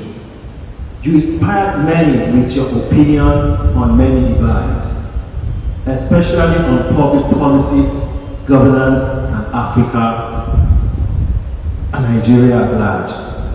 When last year you went away on social media only to see you resurface to share testimony of how you cheated death through a ghastly motor accident along Ibadan Ogbomoso Road. I was among those who that celebrated that victory, and we welcome you back. That day came as a road shock that Prof joined the Saints triumphant through the ill-fated flight. And his post captured in that last Facebook post said a lot about how heaven may have whispered unto him, but unknown to us, that he was going to live. The world has lost enigma in Professor Pius Adesanmi. Prof, when are you coming back?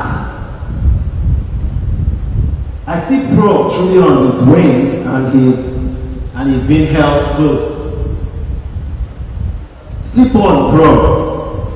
And I pray at this time that your family will find comfort to bear this loss. I have always enjoyed Prof's sense of humor, and I picked that to augment my writing skills, even up to now. He is truly a great source of hope to me, to many, and many more. Ikú ìbàjẹ́ bẹ̀rẹ̀, ìbá rí Pius Adesanmi pété, ìbá sọ fún Pius kó má ti wọkọ̀ bàálù, ìbá yànnàná ibi tó ń bọ̀, ó yí Ọlọ́run ọba ní ìjọ àná. Ó jọ bí ọ̀jọ̀gbọ́n ní ìmọ̀ràn yìí, ṣùgbọ́n nípa ìgbàgbọ́ kì yóò sí nǹkan kan, nǹkan ṣe. Àmọ́ ṣá, kí Elédùmarè kó pa ọ̀jọ̀gbọ́n Pius sí afẹ́fẹ́ rere. Thank you.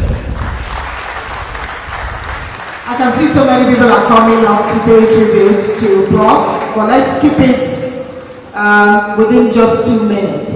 2 minutes, please. Thank you. Afternoon, ladies and gentlemen. It's not a pleasure for me to come out here to eulogize somebody who should arrange my funeral. But who are we to blame? We can't blame God. If you didn't need to know Pius to like him, if you read any of his books, his write-ups, or you watched him lecture, it was enough for you to have formed an opinion about who he was. Here was a man physically resident in Canada, but spiritually was all over Africa. Annually, he makes the round of African countries, preaching the gospel, and people were not listening. The few of us who met him physically, or those who met him online, and could admire and appreciate his thought processes, we can know that it's a huge loss, not to his family, not to his Solu, not to Kogi State, not even to Nigeria or Africa, or to humanity, because his reasoning was way above the usual and the regular. When I went to Isolu and I met an indigenous of Isolu who was a very popular prophet, Doluba. Those from Isolu will know. We met in the US and they invited me to Isolu and I went there. And my impression of him, I sent it to Prof. Adesanmi, and that was how we became friends, exchanging ideas and sharing knowledge. We have thought that this hall will not be enough for the people, so much that it was announced that only the first 300 people to get here will be given the shirts. But if you take them to count the number of people here present, they are less than that figure. Whereas yesterday, in this same hall, somebody's birthday was celebrated and the Ikeja was locked down. If you were here yesterday, you know what I'm talking about. We have to wake up because let us address what I call the Stockholm syndrome, whereby your mindset has been locked down. So when you see your oppressors, you celebrate them, you defend them, you give your all to preserve, protect, and deify them. If we continue that way, our children will come up and they will not bless us. It has shaken the table. Please, let us break down the table. Am I making sense? It has shaken the table. Let us break down the table. As they say in rap, let us begin to pepper them down. That's the only way the legacy that ours represented can be sustained. Thank you very much. So it's about breaking tables now as it is. Right. Good day, everyone. My name is Lai Nenge. While it happened 2 weeks ago, Petra, Babu Bamidele, Umiadewala, so many of them, the first books was all in suspects. Maybe they were trying to verify what happened. But ultimately, it has happened. To me, so rest in peace. I have a little piece I did for our hero. I wish our best, our heroes are celebrated, honored, and made use of while alive.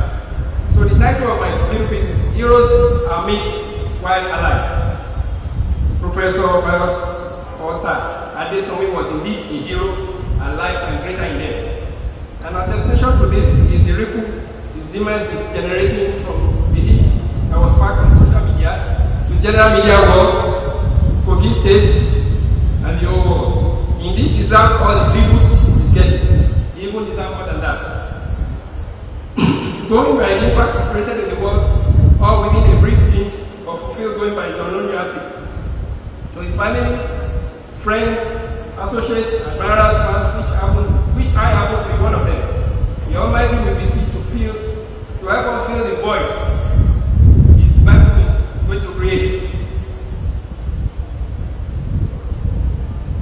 Of great concern is how we Africans, how we treat our best, our heroes.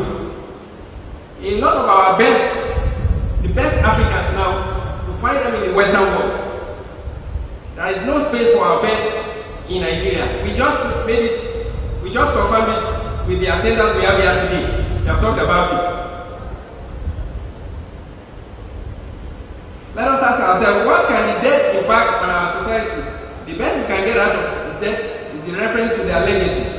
From the peasant who does not fail in the expression of preference to those who offer peanuts, which they can't get enough of, place of greater thinkers who assist in the discovery of giants that is hidden in many of us. Pius Adesanmi played his part. He made so many of us discover the giants in us. How well are we thinking? How well are we replicating this? So the political class and rulers that see the contribution of great minds like Pius and Eve as either a threat to their needless attack or a way of running their system. On that is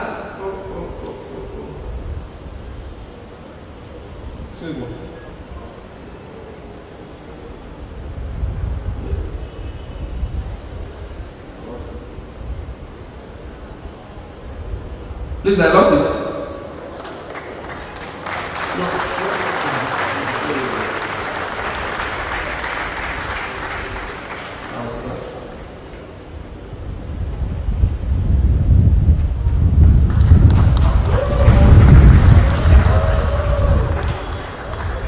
Well, okay, let me leave the write-up. But basically what I'm trying to say is, I wish as Africans, as we identify our best, we make use of them, we honor them, we value them, and make them to be useful to Africa and Nigeria, not to the Western world. All the best we have, I can tell you that they all go to the Western world, and they have been honored there, make the best use of them. Pius has done his part. He has given the baton to us. He has challenged us. I wish you take it up from there. Thank you. Thank you very much. We need to make this very snappy. Thank you very much. Let me start by saying, Okumo. Not everybody understands it, but I'll let you understand. Professor Pius Adesanmi does one thing every time. He tries to take us to his own town. Which is why, for somebody like me, I would love that really even domesticate this celebration to the Ogun community in Kogi State. Why do I want us to celebrate him rather than mourning? Mourning people has always left us with keeping their lives so short. We mourn, we cry, we brood, and that's all. But celebrating people makes their legacy last longer. I cried the day Prof. I confirmed that Prof really had done. Honestly, I was still believing and hoping that maybe while we are still gathering and talking about it, you will just appear. Because sometimes you would read that Prof was in an accident, and I was like, you know, and the next thing, you just see something popping up on his Facebook wall. Say, even though I walk through the valley, and I'm like, oh, well. I was hoping the same thing would follow that report of plane crash that involved him. Unfortunately, it is looking real gradually as days are counting. Why do I want us to celebrate ourselves? Because I also want to mention that on the day that the crash was reported, and they were saying Prof was in that, I said now. A boy, I will do the work. He just posted something in black post, on no caption, nothing. He just uploaded that black thing on Facebook. I call him the boy. You know now, and Java, Ejo, to your long, Ejo, oh, he confirmed me. Ejo. He said, hold up. My wife is agreeing with you here. He's listening to your voice. What I feel, my job, but she has Prof. One bill. If I listen to buying now, this room. Well, long story short, I've met Prof about 4 times. And it is a big debt if I don't give mention to. I'm a very shy person. I don't like talking in the open. But it is a big debt if I don't mention this. Because of a reason. The kind of symbolic life he led. Prof, I first met at Auntie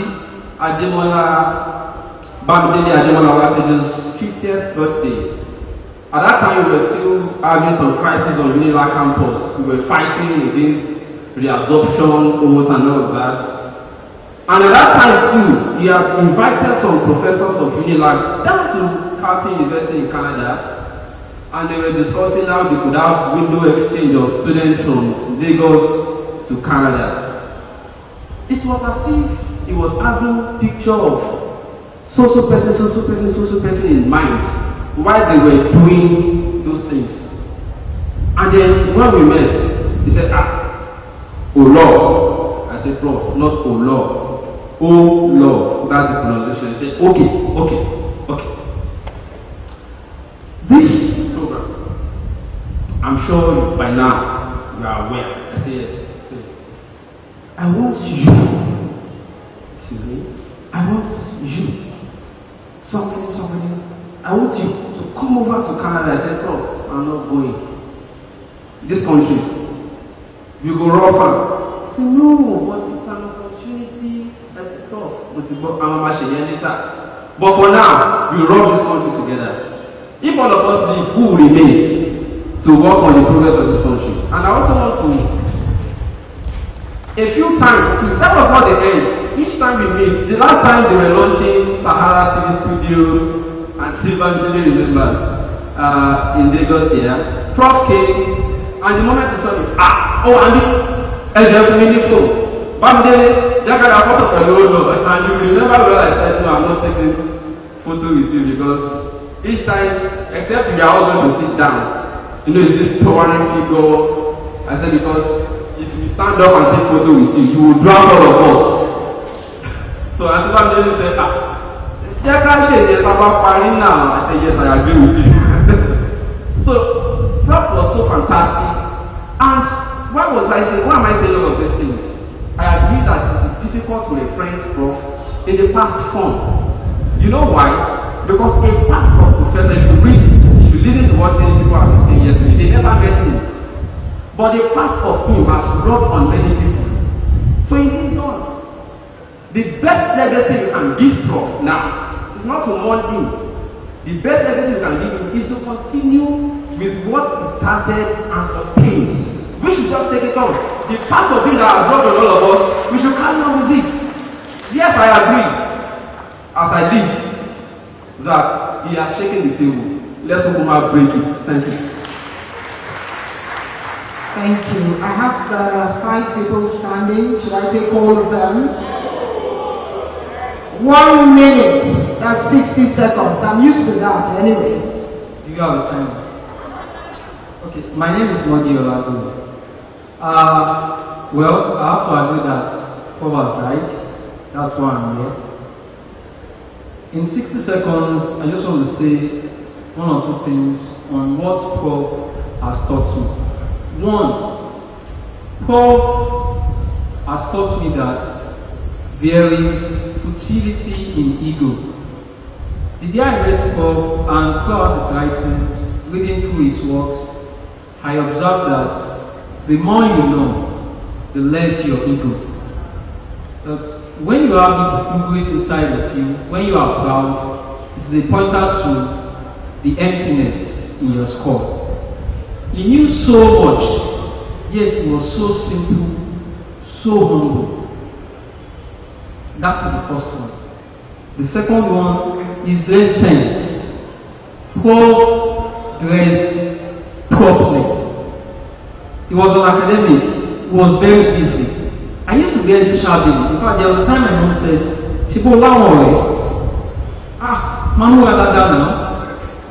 So that was the second one. The dress sense. He dressed very well. The third one, we see him post good food on social media. Not because he was bragging. He was using that to teach us that eat good food. We always see him do that. The fourth one, family. He appreciated his family so much. So much. Those are lessons I learned from Paul. And finally, Paul was not a merchant of poverty. Paul taught us that if you work hard, if you have a good source of income, live well. Poverty is not a virtue. Those are the lessons I learned from Paul. Thank you. And he made it in 60 seconds. Good evening, ladies and gentlemen. Adesanmi Adibama is my name.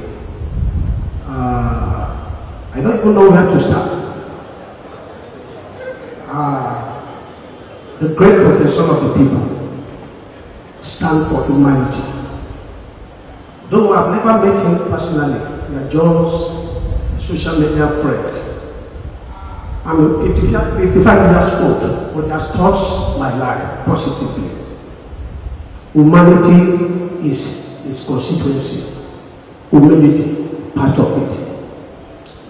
Today, we have very important wedding at Ijebu, but his spirit continues to tell me that I must be here. My 2 years and piano weakness is there.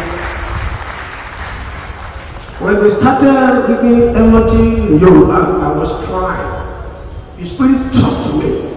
Tell the congregation that the Sabbath is not closed and the Sabbath will not be closed.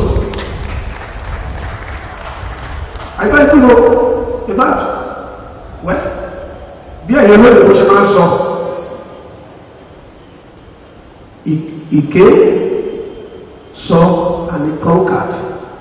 Yorùbá wípé ká kúrò ọmọdé kó yẹ ẹni kó ṣètò kátàgbà ká má rí adìrẹ ìrànlọ́ ká má rí adìrẹ ìrànlọ́. His mind was purposeful and is still very purposeful, not speaking in past tense.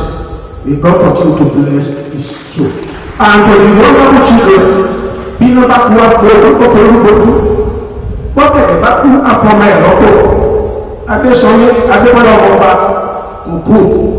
Ó gbàdúrà olúwàsí bẹ̀rẹ̀ sí ibẹ̀ àwọn ọmọ ẹ̀ wá lórí ìjọ gbogbo ẹ̀ náà tẹ̀lé wá in the mighty name of Almighty God Jesus Christ I pray God in his infinite mercy though death is a little here for everybody but by his mercy God will grant us longevity, vitality so we will be able to fulfill our testimony in life. Bless you all.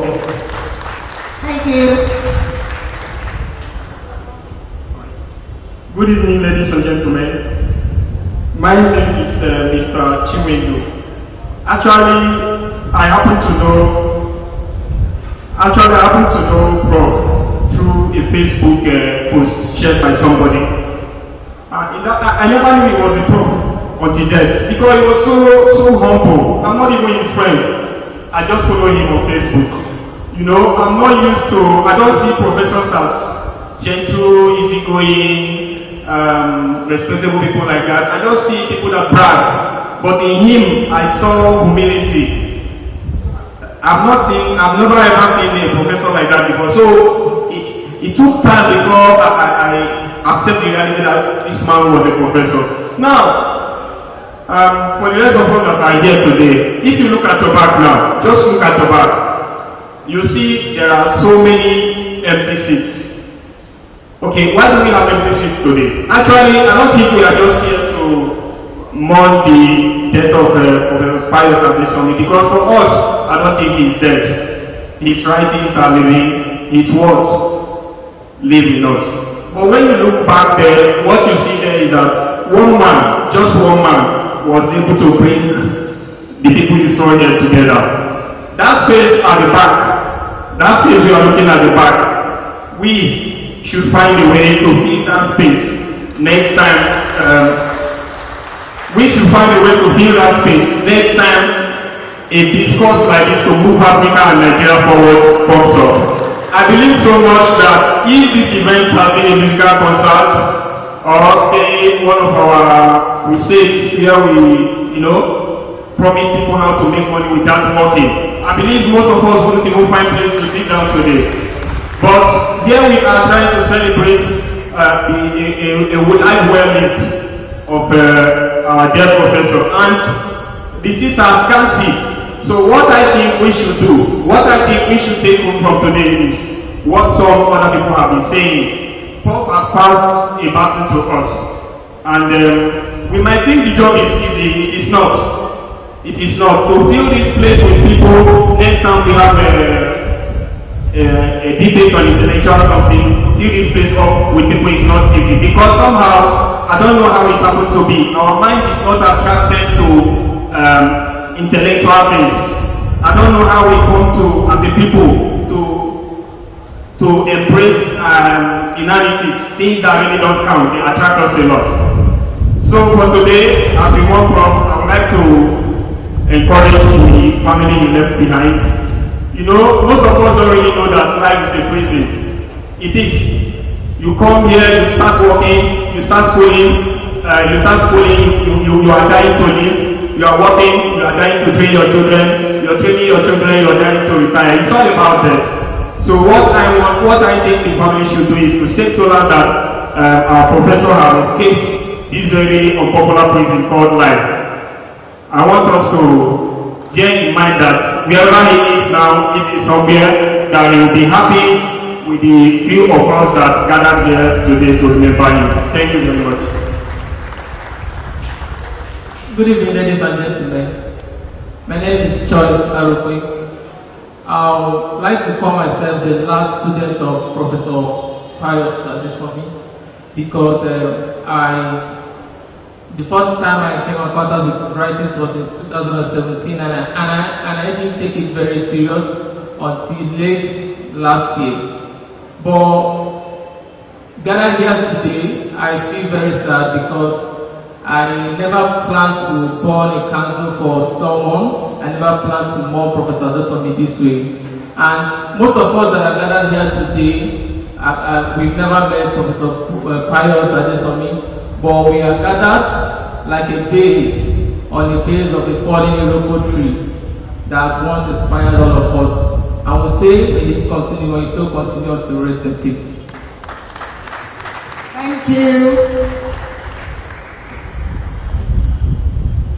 Nigeria, they carried us. It was at the platform, Covenant Christian Center's Thought Leadership Program, that I first got to listen to and meet Professor Pius Adesanmi. He spoke with electrifying energy and distilled the problems of the entity called Nigeria. Nigerian, they carried us. His fresh off the press book was on sale at the event, and I did myself the honors of getting a copy and had it autographed. I became an ardent follower afterwards. Sadly, I read only 2 chapters of the book. In recent times, I remembered the book and placed it by my bedside with a view to digesting it. Again, I never did. And yes, I'm one of those who buy books and read them the months of Sundays after. I again sat under this conscience-piercing and thought-provoking ministration at the Verdant Zeal Intervention Lecture Series sometimes in 2016. He was the keynote speaker. He made a verbal memento of the reigning slang at the time, "Yala ya anybody." Time and again, he interjected his presentation with what had just become a pop culture lingo. Pius was as in verbally and morally Pius best. He engaged the audience, he gingered the audience, he provoked the audience, he charged the audience, and he admonished the audience.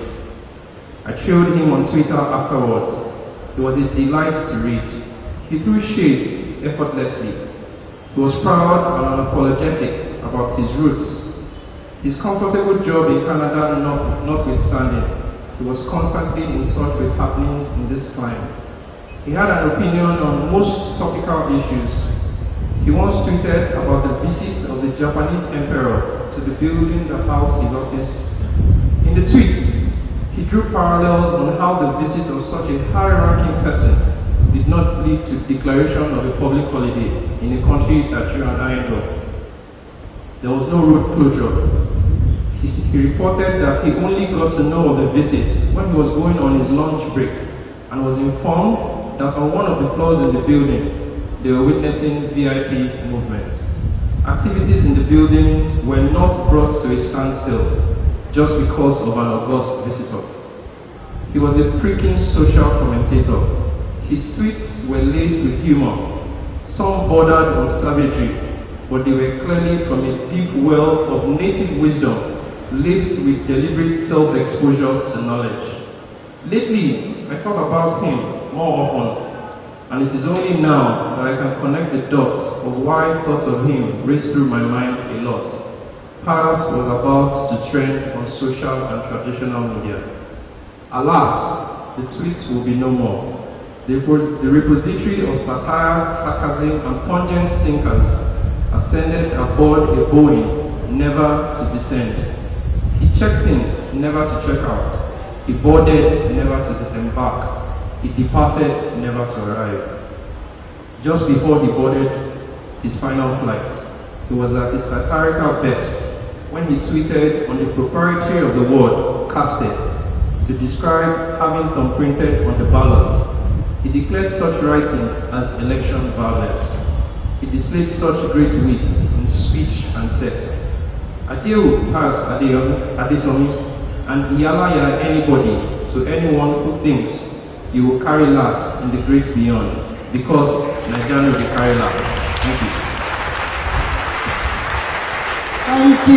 Thank you very much. I'm sure you understand why, I didn't even understand myself why that had to come last.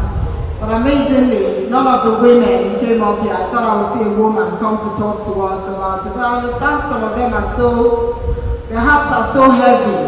And again, I say that I understand what it means to lose a brother. I have a brother who died at 41. I don't even want to talk about it. Petra is here. She will understand what it felt. Because we're in the car together. I was carrying my brother right behind me. And that thing happened. We rushed to the hospital. And that was it. I understand what it feels like to break that news to my mother that her beloved son had passed. I understand what it feels like to lose a husband. I've said it here.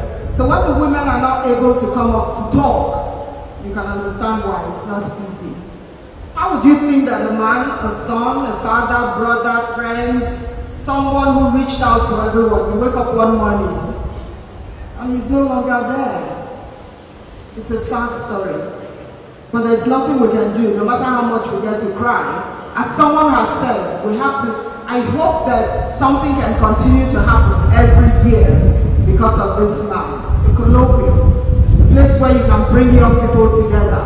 Because we have to continue to talk about Nigeria, to talk about Africa, a place that he held so dear to his heart. We'll go straight into the hymn, and of course the candles light rites of passage. We'll do that, and that will take us to the vote of thanks, maybe a closing prayer or blessing, and we'll call it an evening for today. So if we all have our candles, I think someone should come over and actually handle that. The hymn and the candlelight rite of passage. I think this is, the hymn is the one we have here. We have this copy. You can turn that way. Who's leading this hymn? Do we have DJ, do you have it with you? Right, we need a second microphone and someone to come lead us with that hymn.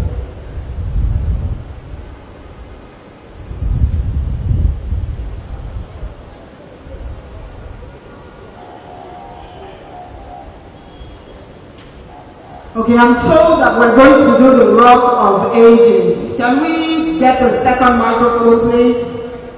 Thank you. So we're all conversant. We're familiar with the song Rock of Ages. Clap for me.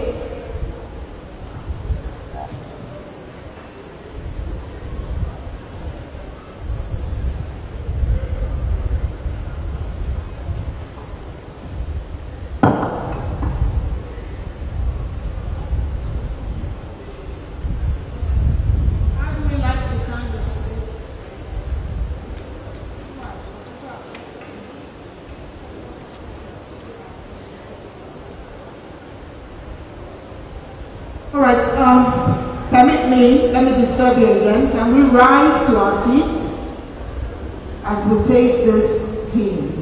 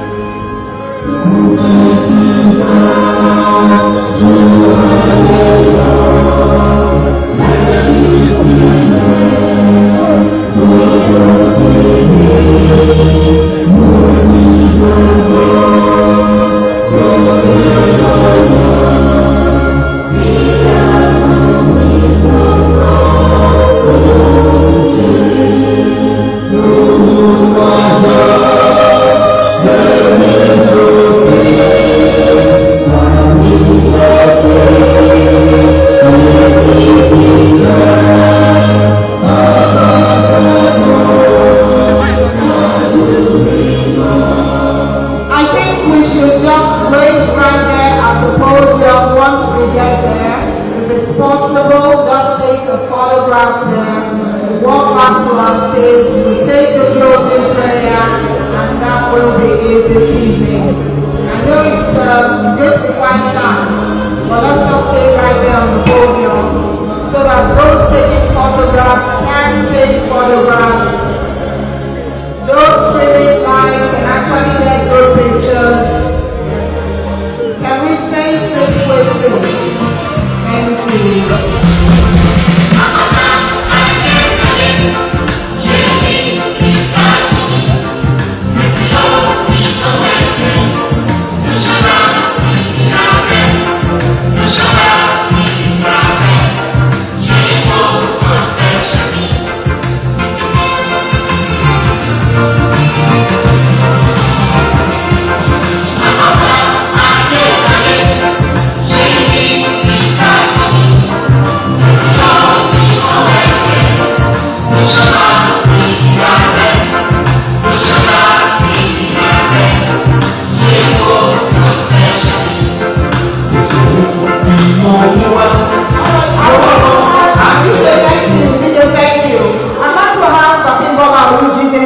Please come give us the vote of thanks and of course the closing prayer.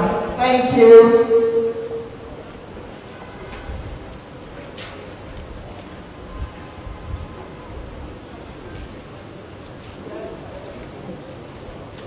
Olujide Akiyemi. Sorry, Olujide Abimbola. Are you here? Please vote of thanks and the closing prayer. Or someone just second on me now, he wants to say something. Where is he? Where is he? Yes, hi. Sorry, this is actually not a tribute. But looking at this, how few we are, I just want to say something to all of you here today. We are a great country. We are great people. Never forget that. No one got nothing on us. Some of us been around. We've been all over the world. We've seen things. We've seen technology. Yeah, we don't have it. And I think that's what my brother, that's what he stood for. We all know everything that's wrong with Nigeria. But take this from here. We are great people. Honor this country. Thank you. Thank you. Vote of thanks for the prayer.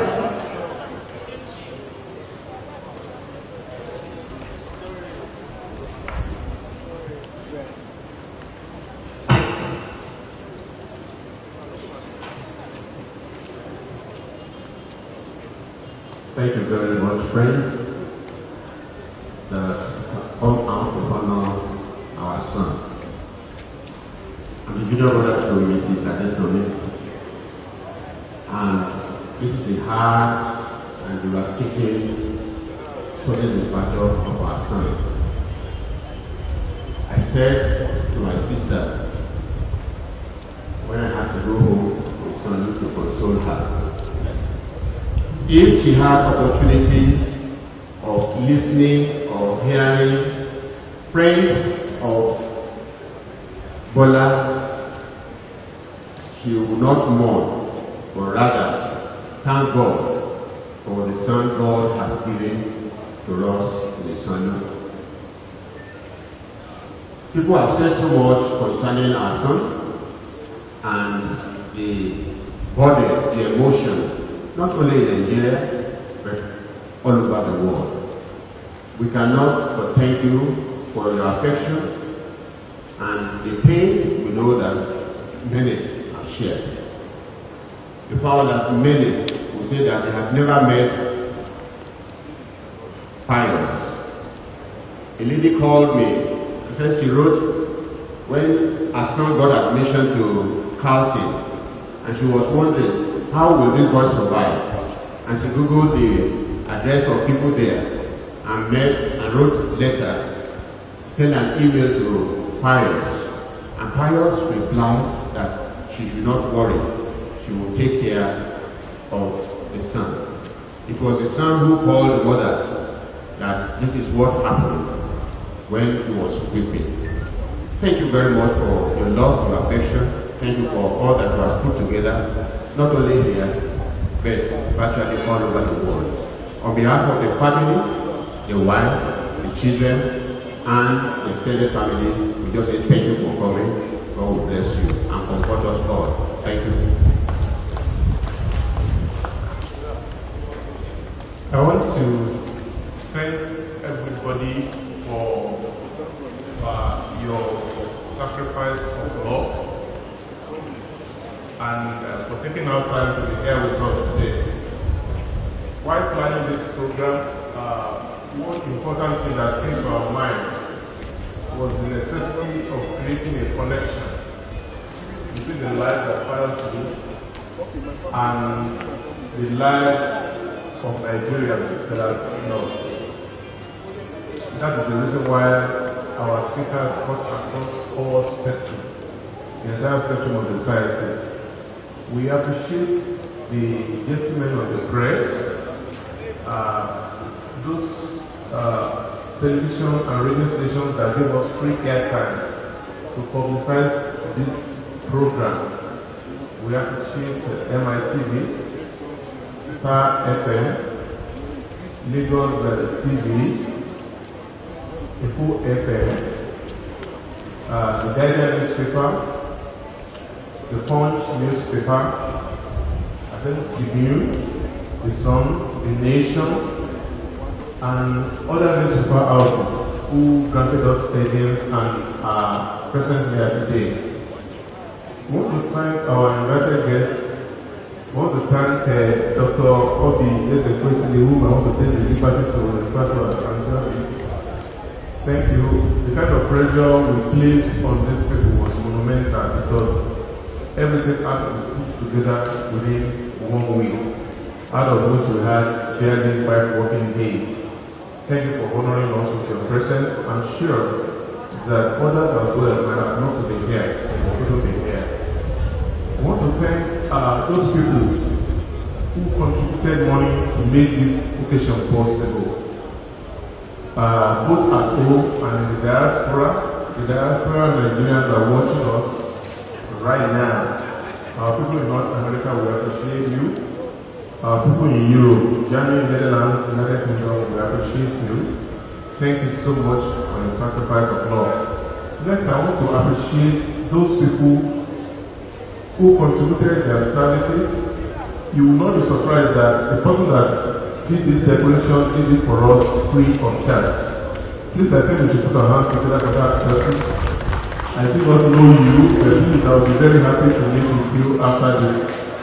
We appreciate you. We pray that God will replenish you in Jesus' name. We thank all those people who also, and we must not forget Sahara reporters. The online streaming, the gadgetry, the hairstyle, and the skill was provided by Sahara reporter gratis. We appreciate you. Thank you so much. God bless you. Sister Bandele, one lesson that I learned in Pius' fasting is never ever to postpone what is good. Never, from today onwards. Whenever I see anything that is good and necessary, not to do it. So I'm not going to overlook your effort. I'm not going to make it look like she's the champion of this occasion. And I want to appreciate your indefatigable strength, your commitment, your love, your devotion to your friends, and the shared grit with which you manage this, and the confidence you repose in us, the planning committee, especially the first 4 days. She was looking all through. We couldn't ask her any questions. We just said, whatever you people conclude on, you just go ahead. You have my support. Thank you, sister. God bless you. People are requiring me and this one in job. I want to thank my team. These people, I won't mention names, they are wonderful human beings. The kind of pressure they are being through, is monumental. We appreciate you for your support. I think you can see for yourself that it's all a success. I want to thank of course, those members of our team that are not in Nigeria too. What makes it funny is that when Nigeria is going to sleep, the people overseas are also waking up. So our activity was actually 24 hours in the past 8 days thereabout. God bless you. I wish everybody safe journey as you go back to your respective homes, and I pray that for whatever length of time you people will live, God will help you to make it worthwhile. My final appreciation goes to the Adesanmi family for giving us happiness.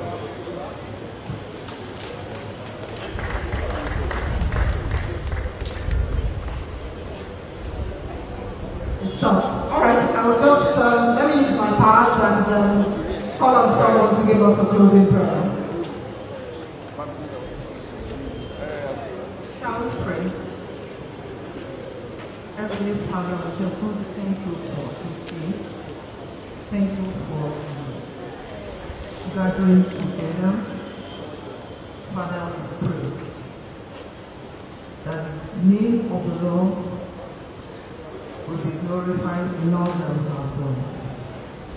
Heavenly Father, we pray that the children and the family and everyone that has been passed through, Lord, you will not leave them, you will not leave us, and you will not forsake us in the name of Jesus.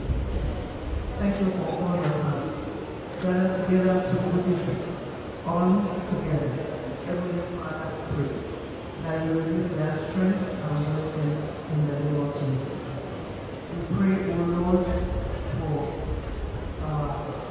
sons and sons, that the power of God will not let us even break such things again in the name of Jesus. And Lord, each and every one of us and condole us in Jesus' name. The Lord will grant joyfulness to everyone that has come. In the name of the Father, of the Son, and of the Holy Spirit. Thank you very much. Professor Pius is one man who loved Nigeria so much. So can we end this with the national anthem, please? Thank you. DJ.